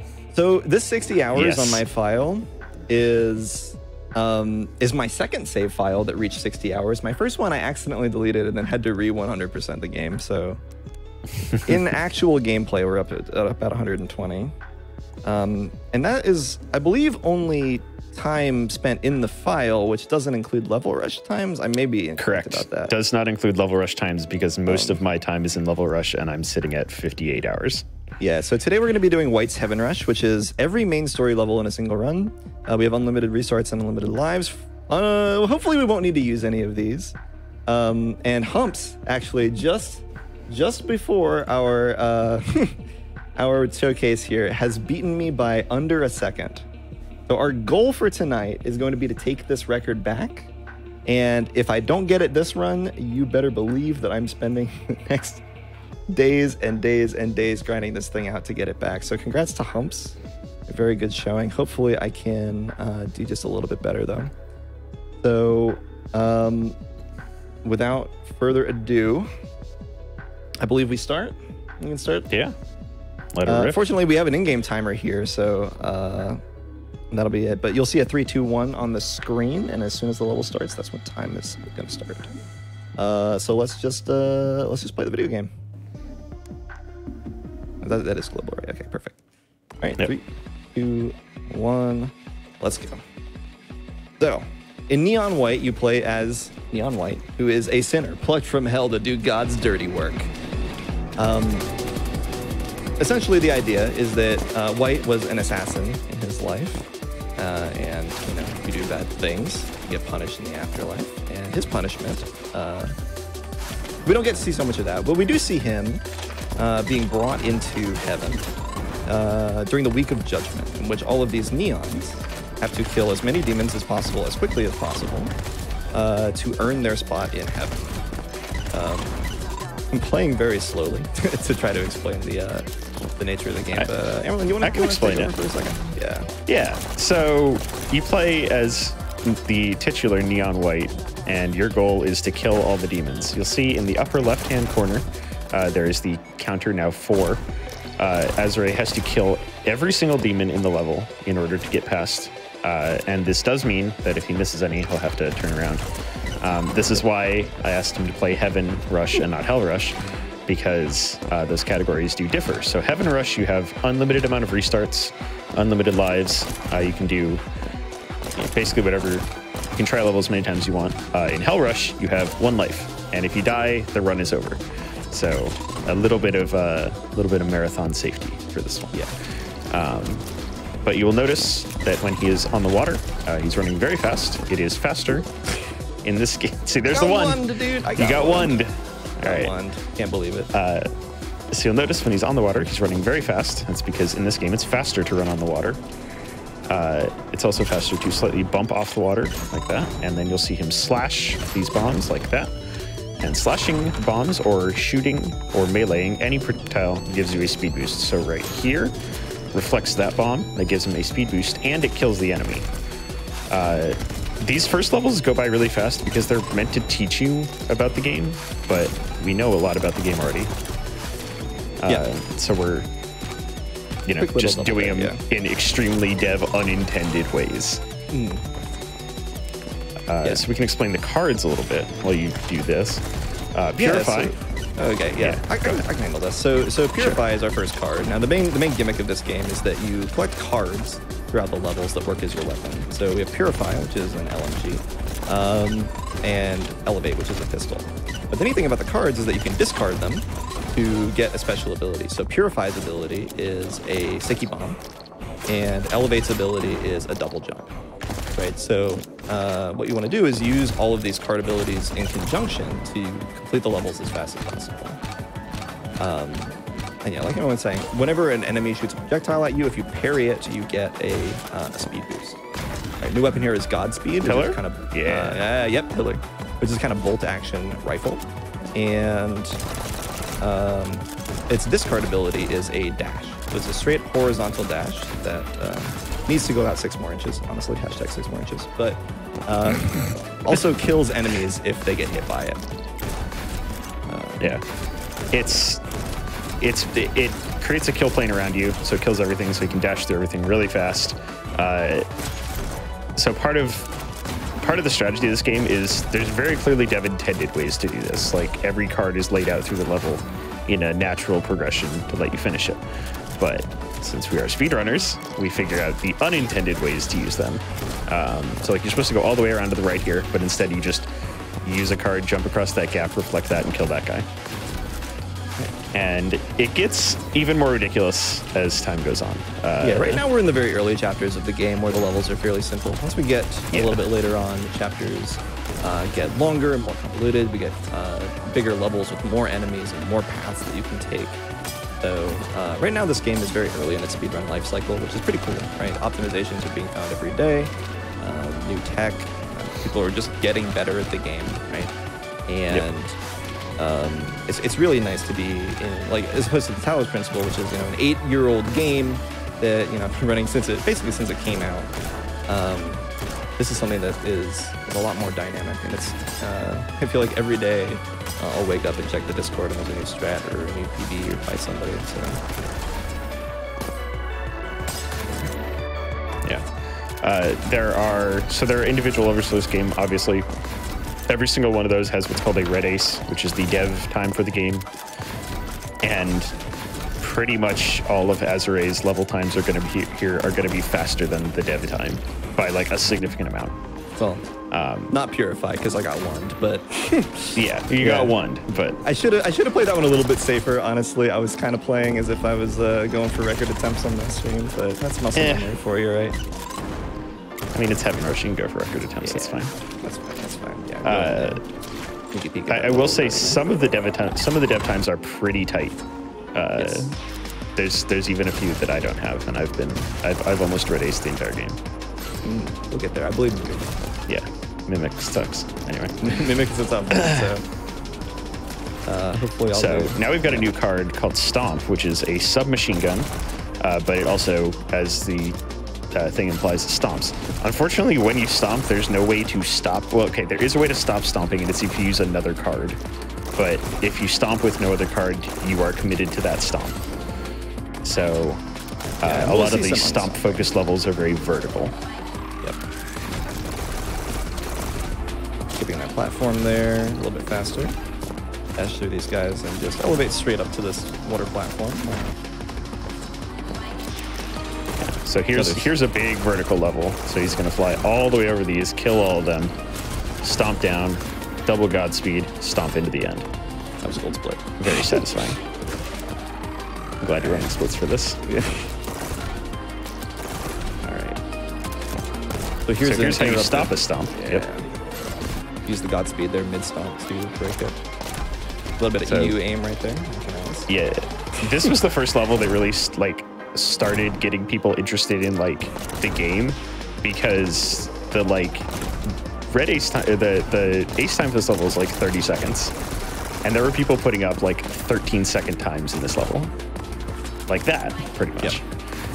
And you do not interact at all with how the devs intended you to play that level. Yeah, that level is called canals because there are some of these waterways that you're supposed to run across, but yeah, there's no water in the speed route, unfortunately. Normally you want to maximize water because you do run much faster on water than you do on not water. Yeah, it's pretty wild. A lot of the strats for the early levels are find the water as fast as possible. So you see doors there. Doors can be broken by either Purify, Godspeed, Fireball. That's it. And then also you can shoot the doors, but that's slow and bad. Yeah, shooting the doors takes a lot of time and a lot of ammo. You won't see me doing that. See, I'm really doing a door shooting strat, though, in Rainbow Rush. So stick around after this run for the side quests. Yeah. Right, chapter 4 is our first boss chapter here. So a couple of short levels, shortish, I guess. And we'll be fighting against a Neon Green, our arch rival. There's a story in this game. It's very visual novel-y. Story definitely evokes the feelings of a mid-2000s shonen anime, and I am 100% here for it. Oh yeah, the story owns. It's so good. Also, it's very campy. Yeah, the level rush skips all of the dialogue, which is fortunate because some of the dialogue I think is a little too hot for GDQ, but that's neither here nor there. I'm not going to talk about Violet's introduction. We don't talk about that. That's fine. Yeah. So this is where the levels start getting a lot more like. All right, so this is the first boss fight. I'll talk about that later. Yeah. To do a phase skip here, he needs to do a bunch of extra damage before green is actually quote-unquote damageable. So yeah, so you see how I started the DPS phase with a huge chunk of his health bar already gone. Yeah. So if he did everything right here, he's going to shoot these crystals, which is blocking green shield. Double jump here up to this tower. Kill all of these crystals real fast, which, by the way, that skipped 20 seconds, and then this should kill him. That jump in itself is a pretty large skip. Yeah. That's probably a 45-second boss time. That's really hard. Yep. All All right, so now we've added Fireball to our arsenal, which is a shotgun that the discard ability turns you into a Fireball, and you zoom. The Fireball simultaneously the best and the worst weapon. You only get 3 shots with it, and the spread is kind of obnoxious. There's actually no shell that goes to the center of the crosshair, so sometimes you have to do some funky aiming to hit specific objects. Yeah. We've also added another enemy, which is these blob guys. I don't really know. The ammo blobs. They shoot out an AoE of shots, which is really good because parrying shots makes you go faster, and there's a lot of them. Yep. Yeah, those guys are called ringers. They shoot a ring of bullets around them, and every bullet you shoot gives you a nice little speed boost. You can see there, I kind of went pretty quick. All right, I'm gonna do IL strats on Boom because I'm a gamer. Oh, Dick, I hate this IL strat. Dude, it's easy. I don't see what the Okay, problem is. wow, that's really difficult. I don't see what so the that problem strat relies on enemies that have breakable platforms under them are immediately killed when that breakable platform is broken. So if he jumps into that, then it jumps into that with the Fireball effect. It kills them. Yep. So you I'm keep the talking Fireball- behind myself so hard, but like, You keep the Fireball effect after the elevate there as well. Oh, which is quite nice. Yeah.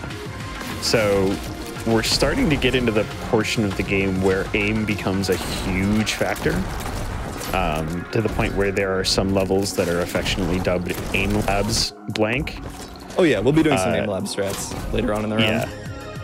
Actually, the very next level early. actually is going to be a little bit of a treat. Hopefully I can get it pretty good. So per Azrae's request for this run, I didn't watch a lot of his time for footage of this. All right, so this is the infamous IL apartment. He does this right. This is like 13 seconds. Ah, damn it. All right. One more try. One more try. All right, so this again is very difficult because you're not meant to be shooting There we go. that enemy going that fast by him. All right. So that's Second try. apartments. Yeah. So now the levels get a little bit longer. The previous levels, besides green as a boss fight, were all about 10, maybe 15 seconds. Yeah, I at think the the longest longest. one is Glassport, which is like 24. But now 24 is Yeah. going to be about average level time. Yep.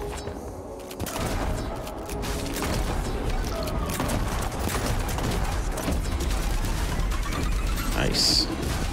Nice Yeah, a little- lot, and the red ace still is so hard. Yeah, very satisfying little shortcut there, fireballing and sliding through the enemies.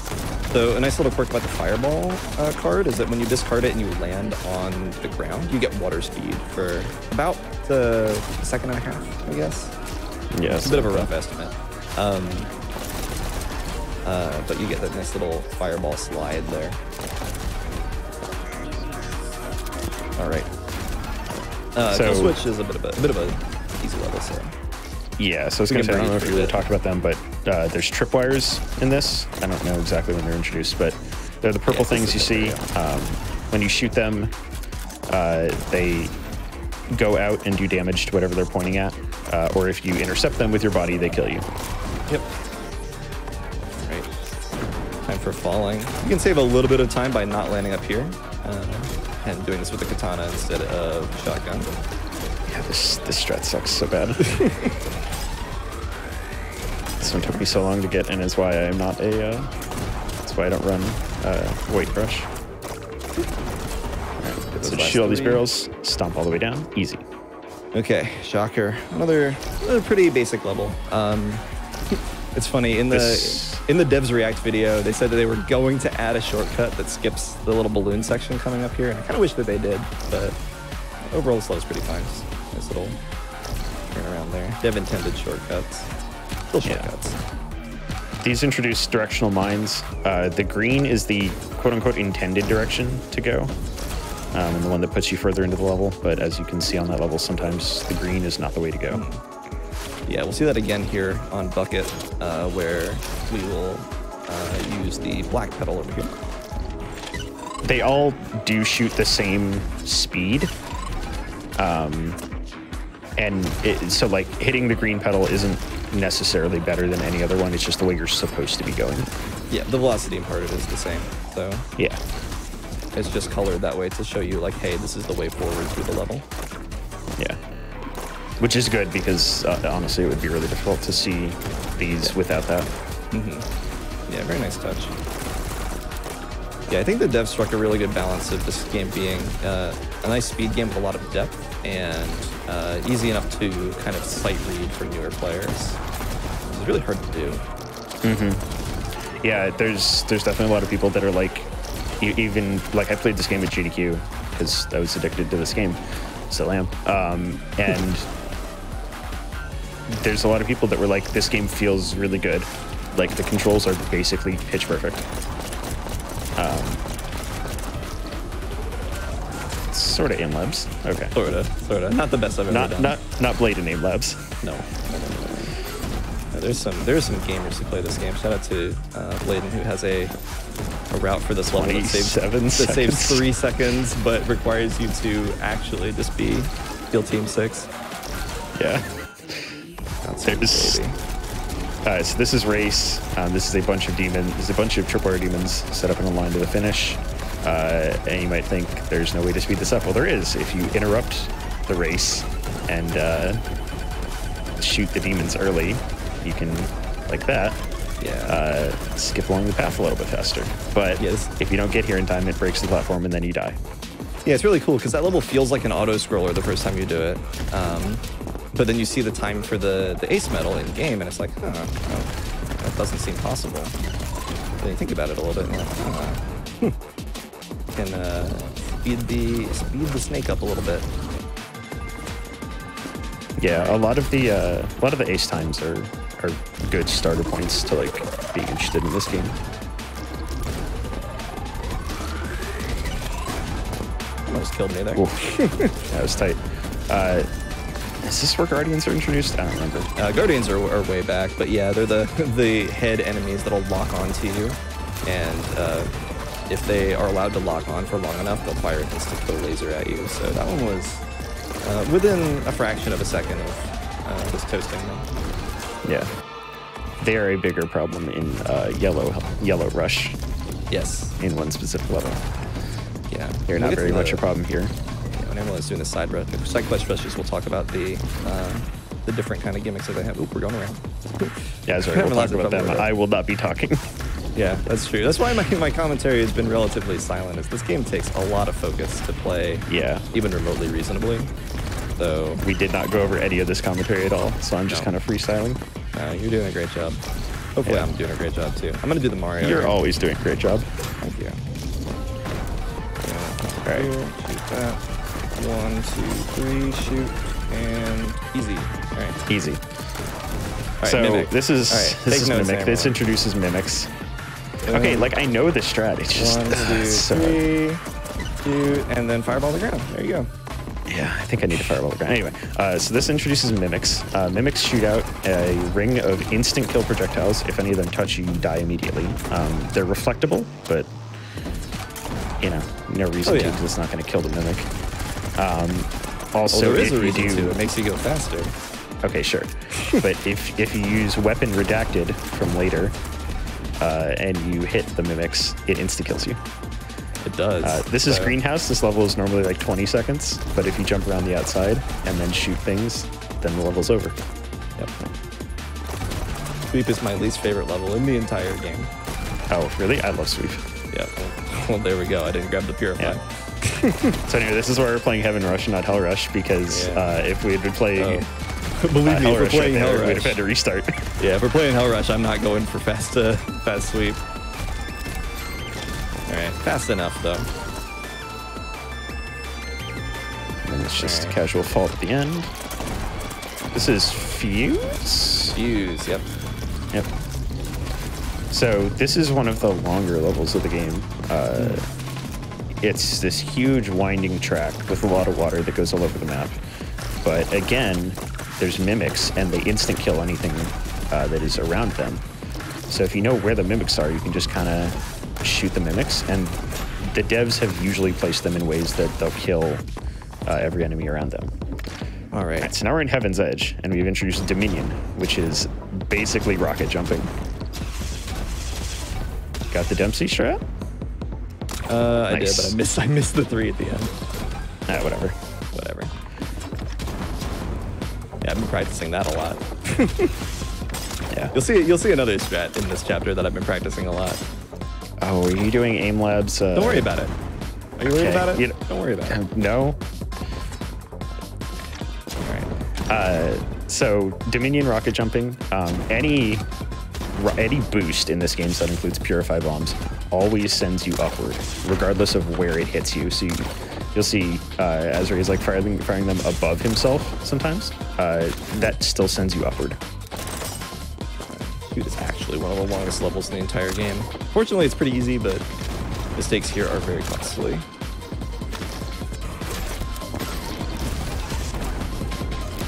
Yeah, and there's also a lot of skips that he's doing here. Like you're meant to go around there and hop on some stuff, and instead you just do this. Yeah, even with skips like that, this is still a 40-second level. Yeah, and it's because of those bubbles, which I guess we didn't talk about those either.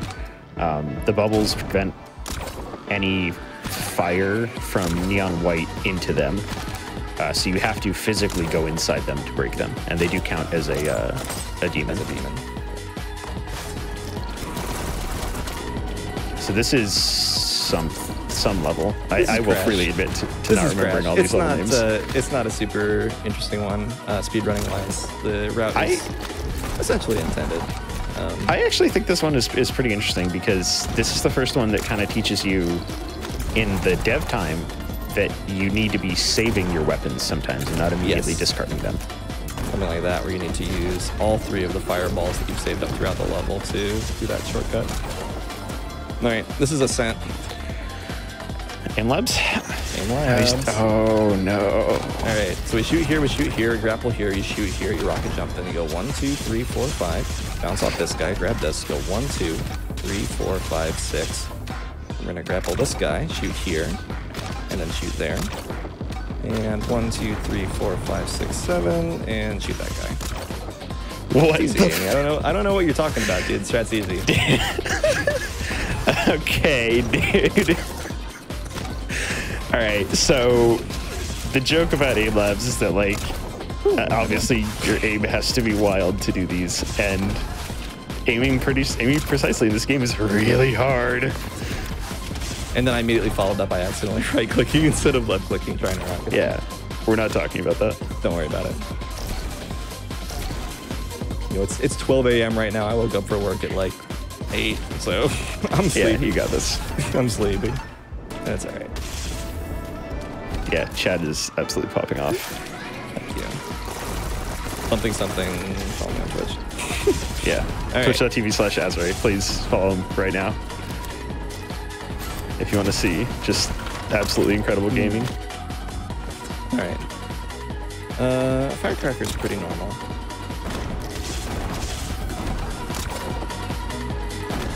Oh, I added an commentator. There you You go. were also the commentator. Whatever. That's true. Jack of all trades. Yeah. So a lot of these Dominion levels are pretty long because I guess we didn't talk about the fact that Dominions are also grapple hooks. Yes. Which they introduced. It's cool. Like, yeah. I don't know. Grappling hook, doing a grappling hook with Dominion is slower than just rocket getting there jumping. normally. Yeah, than just rocket jumping. So if you have a choice between aim labs here, yep, okay. Aim labs on this level is pretty easy, but I'm not going to say It's I'm not going to say any of these are It's easy. frame perfect. Yeah. I struggled with this one. That's because I'm bad at the game. All right, mirror is a fun one. Mirror sucks. Mirror's great. Middle of the door. Yep. Middle of the door. Easy every time. Oh no, I need that balloon. How am I gonna get to the rest of the level? You have a lot of rockets. you grab a ton of rockets and you go over to this huge building and you boost all the way up the side of it. 13. There we go. Lucky 13. Didn't have to katana. All right. All right. So this is one of the hardest red ace medals for me personally. This one took me a while. So Yeah, we've entered chapter 9. This is where level design tends to open up quite a bit. We get some wild ones. Yeah, so past here, they really just started throwing basically every card into a level and said, okay, figure it out yourself. And so it leads to a bunch of, like, the, again, quote-unquote, dev-intended parts of this level, like, route for this level is pretty normal, where you just use a card for a certain section. Let's just run that. Yeah. But, if they give you access to every single card in a level, pretty much, then you can just use it to do kind of unhinged strats. Okay. Yeah, especially Dominion. Having access to Dominion in a level is really good because obviously having a rocket launcher that one-shots anything is really good. Blinking, you'll miss it, but we actually use a vending machine here to get an extra Godspeed. Vending machines are kind of put there like as in case of emergency for when you're playing the game. You hit them once, and then you have to wait a little bit, and then it'll spit a card out for you. It's usually used for if you get stuck somewhere. But also sometimes used for the gift hunting. Yes, yeah, for gift hunting. So those are the collectibles in the game. But that one you can actually hit from far enough away that by the time you reach it, it spits its card out and you get an extra Godspeed, so you can dash one more time in that level to save some time.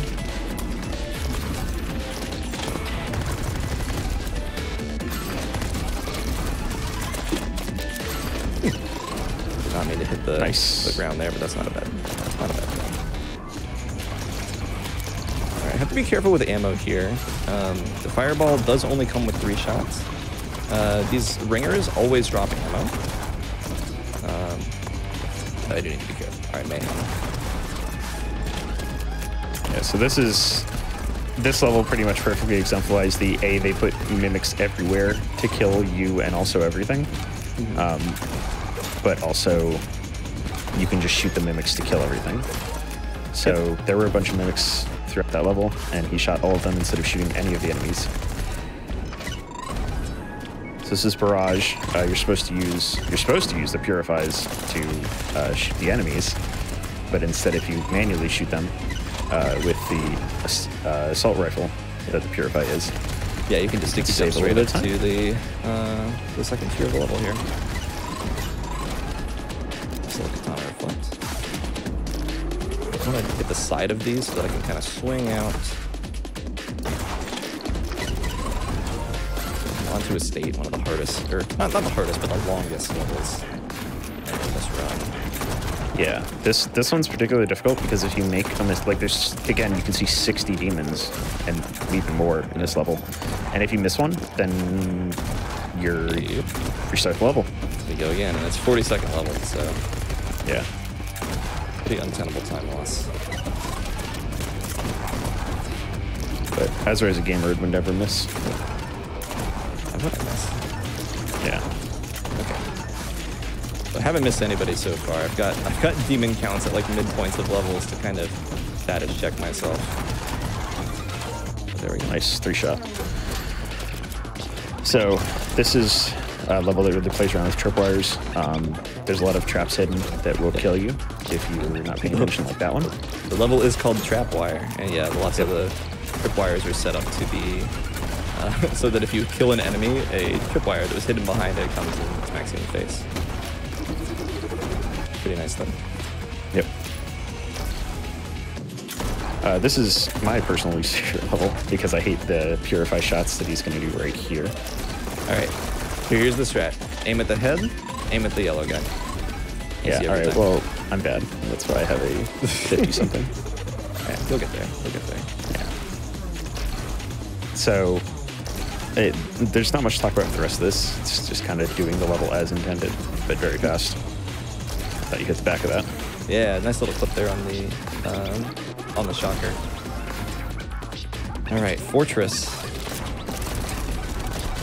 Everybody loves Fortress, right? Yeah, it's a great level. Yeah, this level is the last level in this area, so it kind of goes all out. Heaven is a trip. Heaven is a trip.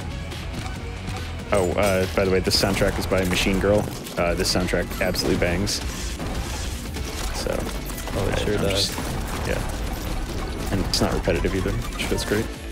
All right, third temple time. So, bit of a calm before the storm here. This is another one of the boss chapters. So we get to kind of navigate our way through this Forgotten Temple. And it's kind of neat because this is setting the scene for the next boss fight. The next boss fight is going to take place in this level. And we you'll get to see notice it he's once. Yeah.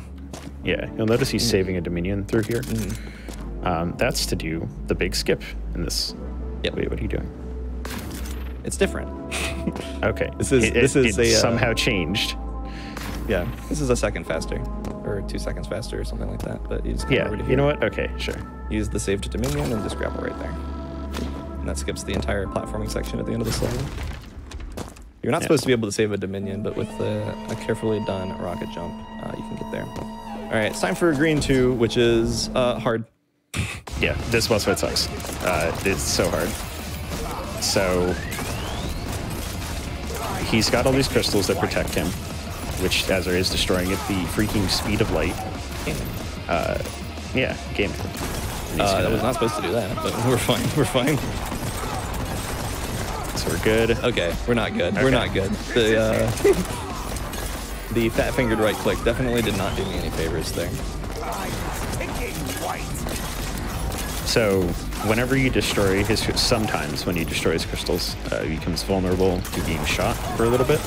And so Azure is basically using that to the maximum potential by shooting him as often as he can. Yep, so like right here, I'm gonna grab a shotgun blast. And the goal is to do as much extra damage as possible so that we can skip. It ends up being like 3 phases of this boss fight. This fight is normally 4 minutes long. Hopefully I'm gonna be able to do it in about 1:10. Yeah. This is like to give like frame of reference. The ace time, which is what the devs are like, okay, you're good at the game if you get this, is 3 minutes 57 seconds. Which that's really long, and there are people who are absolute gamers at this level specifically. Yeah, even the red ace, the like you're as good as the devs, is like a minute, It's like 2 minutes or something. a minute slower than what I'm doing right here. But yeah, we're just gonna pop up, hit this guy right there. Nice, perfect. All right, time for 1,000-pound butterfly. Time for the boof of life. So past all that, they just said, what if we give you a telefrag? Yep. And the telefrag has pretty much unlimited range. So there's a lot of content in these levels that Azure is not doing or interacting with because So he can just noteworthy, teleport to an enemy. You don't have to kill all the demons anymore. Yeah. You just have to get to the end, because in this part of the story, we're trying to restore the Book of Life. So we find the page of the Book of Life, and that gives us the incredibly overpowered teleport to an enemy and insta-kill ability. Nice Square above. Square above, and then perfect. So These levels go pretty quick. yeah, this is the one where I first noticed that the boof is pretty powerful because you hit 2 things and then the level ends. Yep. All of these levels have wild skips with boof. We call it's the Book of Life, but it's called the boof because it says boof. Yep. Just look at that font. Yeah.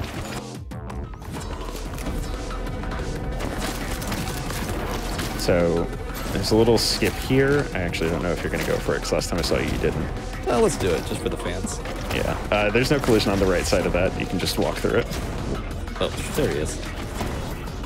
Also, if you grab an object from far enough away, the trip lines will not hit you. Alright, Congregation is a bit weird for this chapter. They don't give you the page instantly. You have to go and find it, like an adventure. Yeah. So what I'm going to do is I'm going to maintain one of these elevates. And I'm going to go for congregate. Oh, have you not seen this? The new one? I mean, well, yeah, but that's slower. It's actually not. That's the IL world record as that's right now. Oh, okay. Anyway, now they introduce mimics, and if you boof to a mimic, it kills you immediately. So you got to be really careful with that.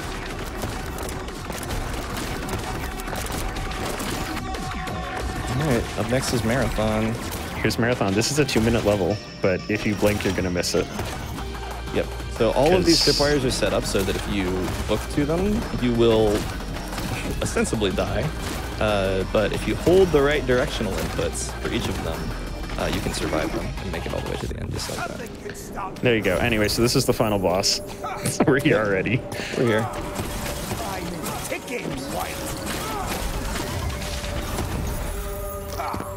So unfortunately not a world record run, but I had fun. I hope you did. Pretty good. Yeah. Freaking gamed out of your mind. Yeah. This is... we're kind of being flippant about this, but this is pretty much a victory lap. This boss, it's really difficult to die on this. Yeah. Because the Book of Life is so overpowered.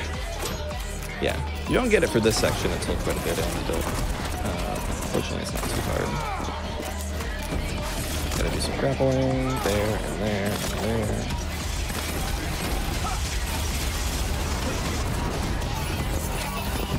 And we get our precious book back. But even with the Guardians there, like locking onto me, it doesn't matter. They can't ever hit me. Yeah, teleporting with the book changes your position fast enough that they can't lock onto you anymore.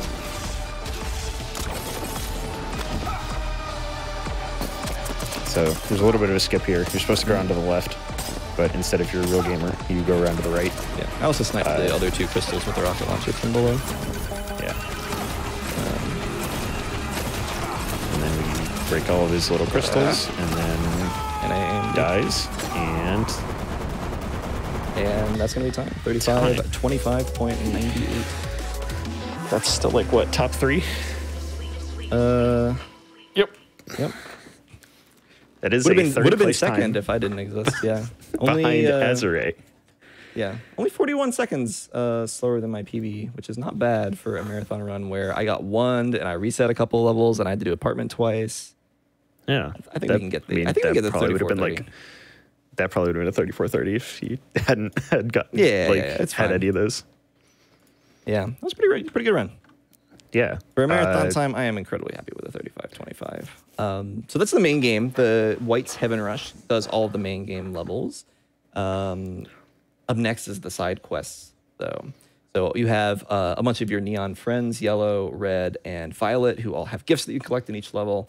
And getting the gifts unlocks conversations and memories, but more importantly, side quests for those characters. So each has 8 side quests. And Amerlin, our lovely host, will be speedrunning all 3 of them back to back in the Hell Rush mode, which means that if you die, the game is over. Fortunately, there's some upside. I'll let you talk about the Miracle Katana when we get there. But for now, that's going to be me.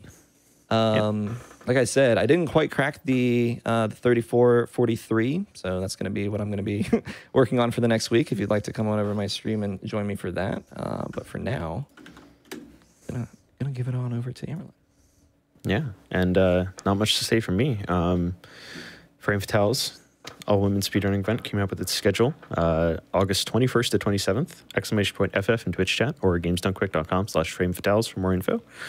And as I've said before, from now until July 15th, GDQ's revenues from subs, Prime Gaming subs, Gift subs, and bits cheered after taxes will be donated to Doctors Without Borders by Games Done Quick.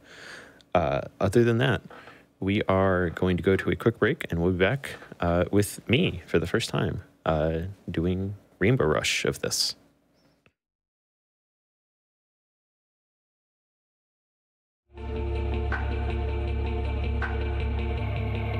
All right, hey everyone, back one last time. I'm Amerlin. I'm the host of the show, and usually I don't appear on this, but I've been speedrunning this game a lot too.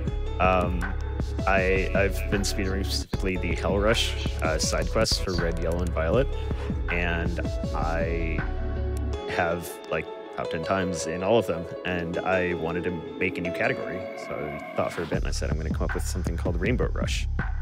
So this is all 3 of their level rushes back to back in any order. I don't care about the order. It's a new category. Whatever. I do what I want. And I'm going to be playing on them on Hell, which means I can never restart a level. I have 1 life, and I can discard my katana 3 times out of the 8 levels per rush.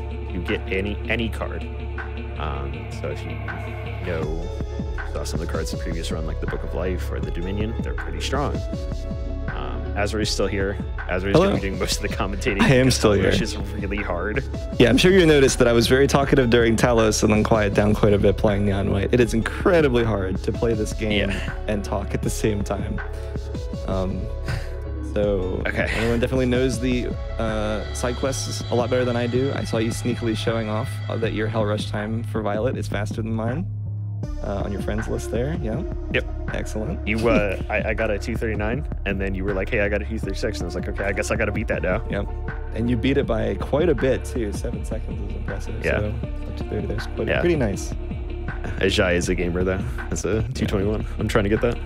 Okay. But all that said, here we go. So if I die, I'm going to be going for safety strats. So this isn't going to be like world record run pace. Because again, if I die, I have to restart, and I'm trying to show everything off.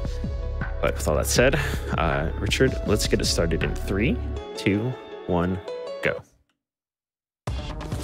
Okay, so we're immediately starting out by wishing here, which skips an entire level, just to start off. So this is the Miracle Katana. I didn't have access to this in Heaven Rush. This is a Hell Rush specific item. 3 times per rush, you can discard to get a card of your choice. So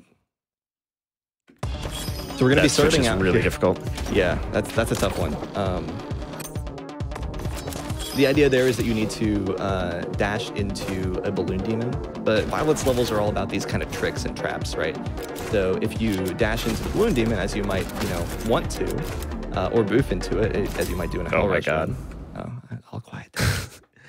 Whew, all right, I'm gonna get the nerves out. Yeah, it's no. But it will send you straight up into spikes and kill you. So Violet is that kind of, cute exterior, but actually, loves explosives and spikes and blood and guts and all that kind of stuff. Take it safe. And that's reflected in her levels as well. So you'll see that in quite a lot of these, that they're all very spiky. They look like they were built by a Hot Topic. Nice little skip there with the book. Not going for the skip there. That was good enough for the skip. And there's a part coming up where you're supposed to go upwards through a vent.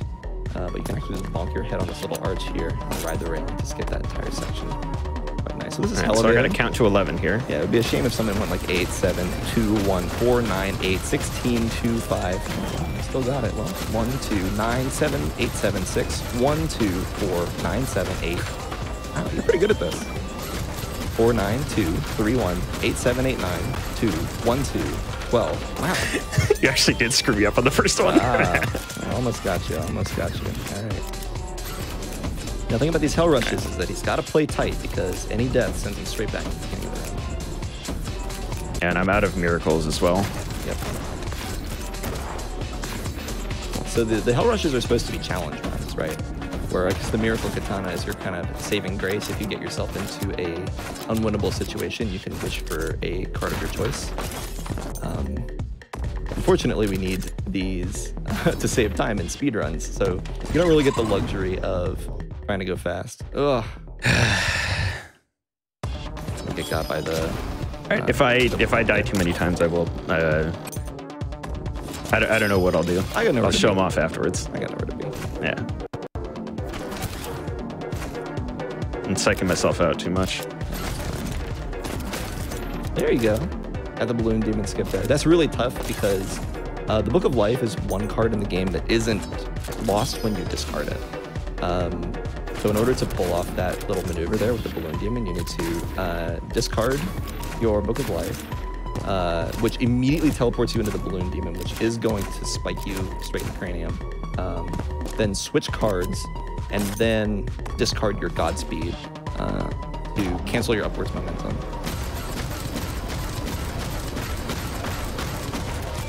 I'll be a little nicer this time. The elevator you need to stomp 11 times, then 12 times, then 13 times.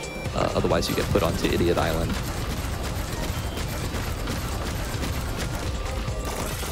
I've tried to do elevator blindfolded. It's almost possible. Almost.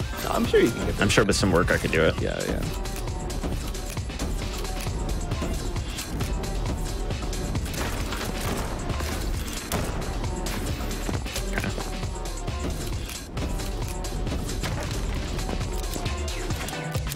Alright, so we've seen this before. Just spikes all around, and if I touch one, I die. Alright. Back on All Seeing Eye. So the skip here is you go around to the right, but that's really difficult. So I'm just going to go over the top. Yeah. There's a very hard skip that saves about a second, which is... Yep, it saves 1 second. Which is kind of the name of the game for Neon White. There's lots of individual level specific strategies that are slowly getting worked into the rushes. Side quest rushes are a lot shorter than the main game one. So there's a lot higher of a kind of, we'll call it a tolerance for error, right? Or a lower tolerance for error. Okay, again, I played that super safe. The record strat, what I usually do is you swerve to the left and shoot a further one, but yeah. Nice little bullet. Okay, so we're into the safe spot. You might think, Resident Saw 2, if you did this level casually, you'd think it sucks, but I'm here to show you a strat. You come around here, and if I mess this up, I'm gonna end Violet and move on, but if you bump off that rock, you go past the lasers.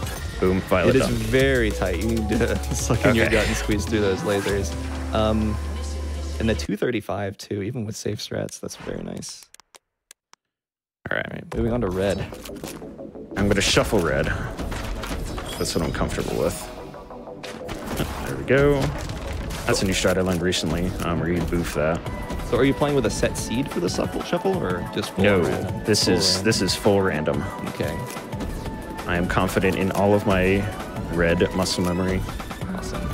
I don't play shuffled for yellow though. Yeah. So you are allowed to shuffle levels as well, which gives them to you in a random order. Yeah, so red's levels are all about like teaching you how to use the cards, which means that there's a lot of skips that they don't intend, like that. Yeah, straight through the little grappling building there. Yeah, all of Red's levels are designed to run one specific card. For example, this is the Dominion Rocket Launcher card.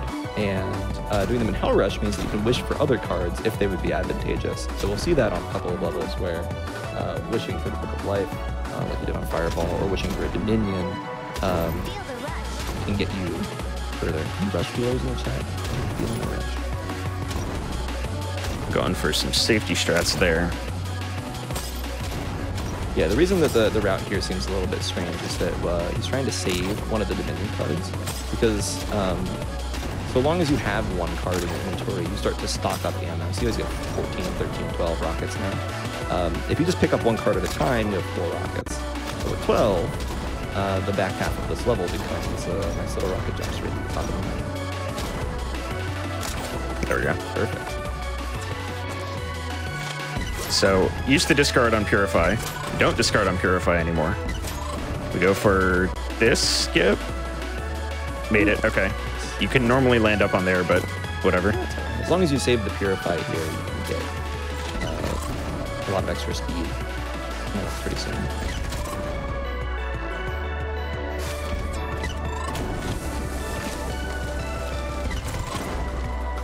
Okay, and then you skip this Purify.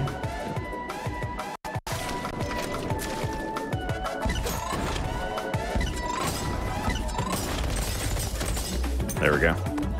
Elevate 2. All right. I wish. I wish for a Dominion here, because you can see the end of the level. So there we go. We're just going to go to the end of the level. Very nice. Unfortunately, the end level crystals don't count as enemies for the Book of Life. these balloon demons and barrels do, however. I got Boof as my last red level. So Okay.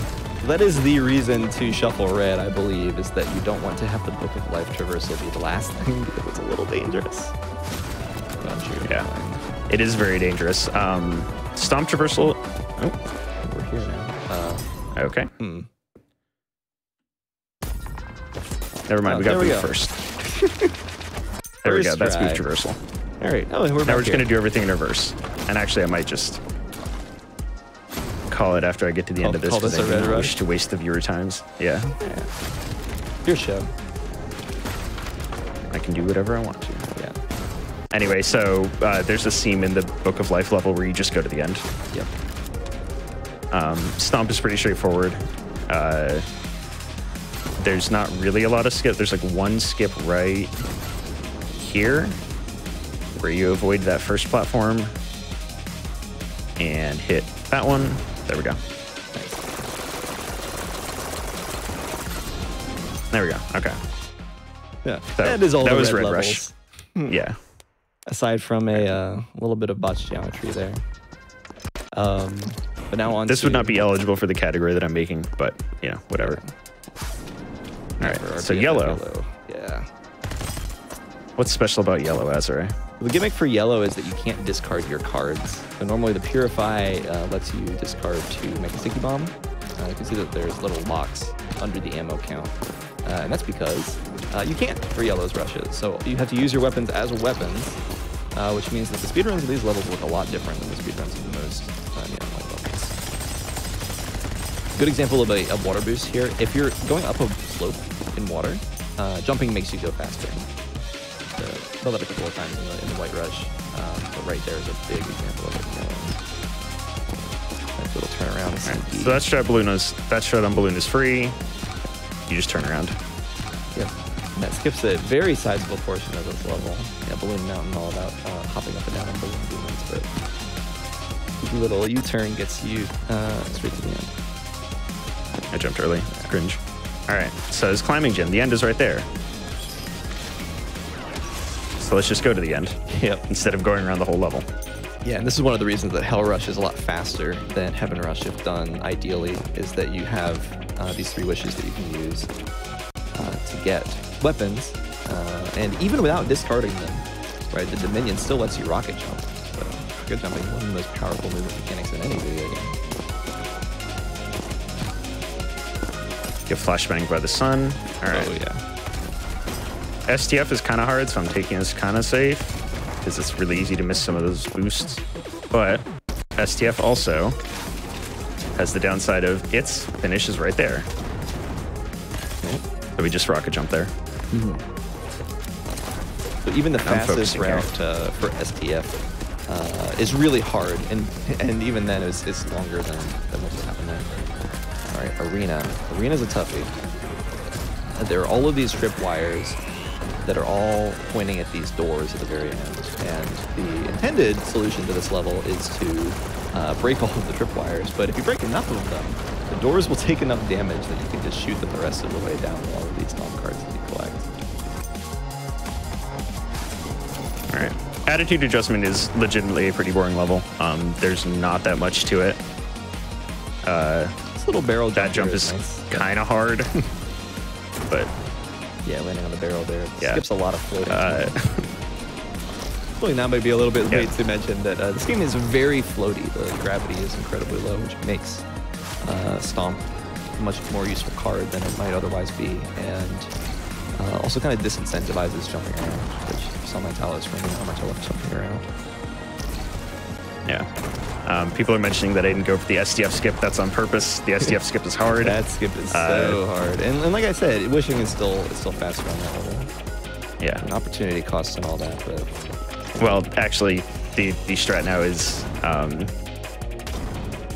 you Dominion Sunset Flip, yeah, that makes sense. and you do the STF skip. All right, so rocket, a lot of rocket jumping for the final level of Yellow Hell Rush. Yeah, what are you gonna do? I'm just gonna Wish use for a it rocket to- launcher? You already got those. Avoid most of the level. All right, try for a double there, and if I miss the double, I do the safe route. Because getting the double is how you get that skip. But You need it's every like single Marge. rocket. It's slower to go this way, but you know, whatever. All right, making sure I have enough rockets. So I'm being intentionally very careful here because this is a bottomless pit that I'm over. Ordinarily, if I were attempting a PB, I would not be being this careful. But you know, got to do it with the fans, and also not get shot. There we go. All right, so boost all the way up this, and time is coming up when I hit this. In 3, 2, 1, time. Oh, you couldn't have waited one more second. Ah, I should have. 419 is still pretty good. That's like a top 20 time, but Yellow Rush. Yeah. Hell rushes are very stressful, and I apologize for whiffing on that so much, but you literally just have to make like no mistakes. Yeah. It is definitely So, worth it because of those katanas. They save so much time. You just have the the downside that if you make a single mistake, your run is over. But yeah, that's Neon White. Please check out this game. It's like $20 on Steam. It's really, really cool. The Discord's great. It helps you out with they'll help you out with strats. I don't know why the music just kicked back in there. But yeah, I'm Amerlin. This is AIMBOT. A few announcements to round out. Well, thank you, Azari, for commentating. Thank you for having me. Yeah, I was super stressed about that. I know it is stressful to have me commentate. Nah, you're great. You calmed me down. Yeah, a couple last things to round out the night. One Dunathon is coming up. It's a marathon that I organize. It's going to be broadcast here on GDQ. You get one submission, and you can get one run ever. So as soon as you do your run submission, you are not allowed back in that marathon format. You can be in other GDQ events. That doesn't have any bearing on it. But submissions are open until July 20th, and the second installment is coming August 13th through 14th. Exclamation point OADAT in chat to find out more info and submit the run. And we'll be, let's see, if you're watching this on YouTube and you want to check us out live or to see any of these runs live, twitch.tv/gamesdonequick. If you're interested in live content, starting weeknights at 7 p.m. Eastern and weekends at 1 p.m. Eastern. And I believe that's all for tonight. And we have Mercy Kill coming back tomorrow with Skybills, so make sure to check that out. And I'll see y'all around.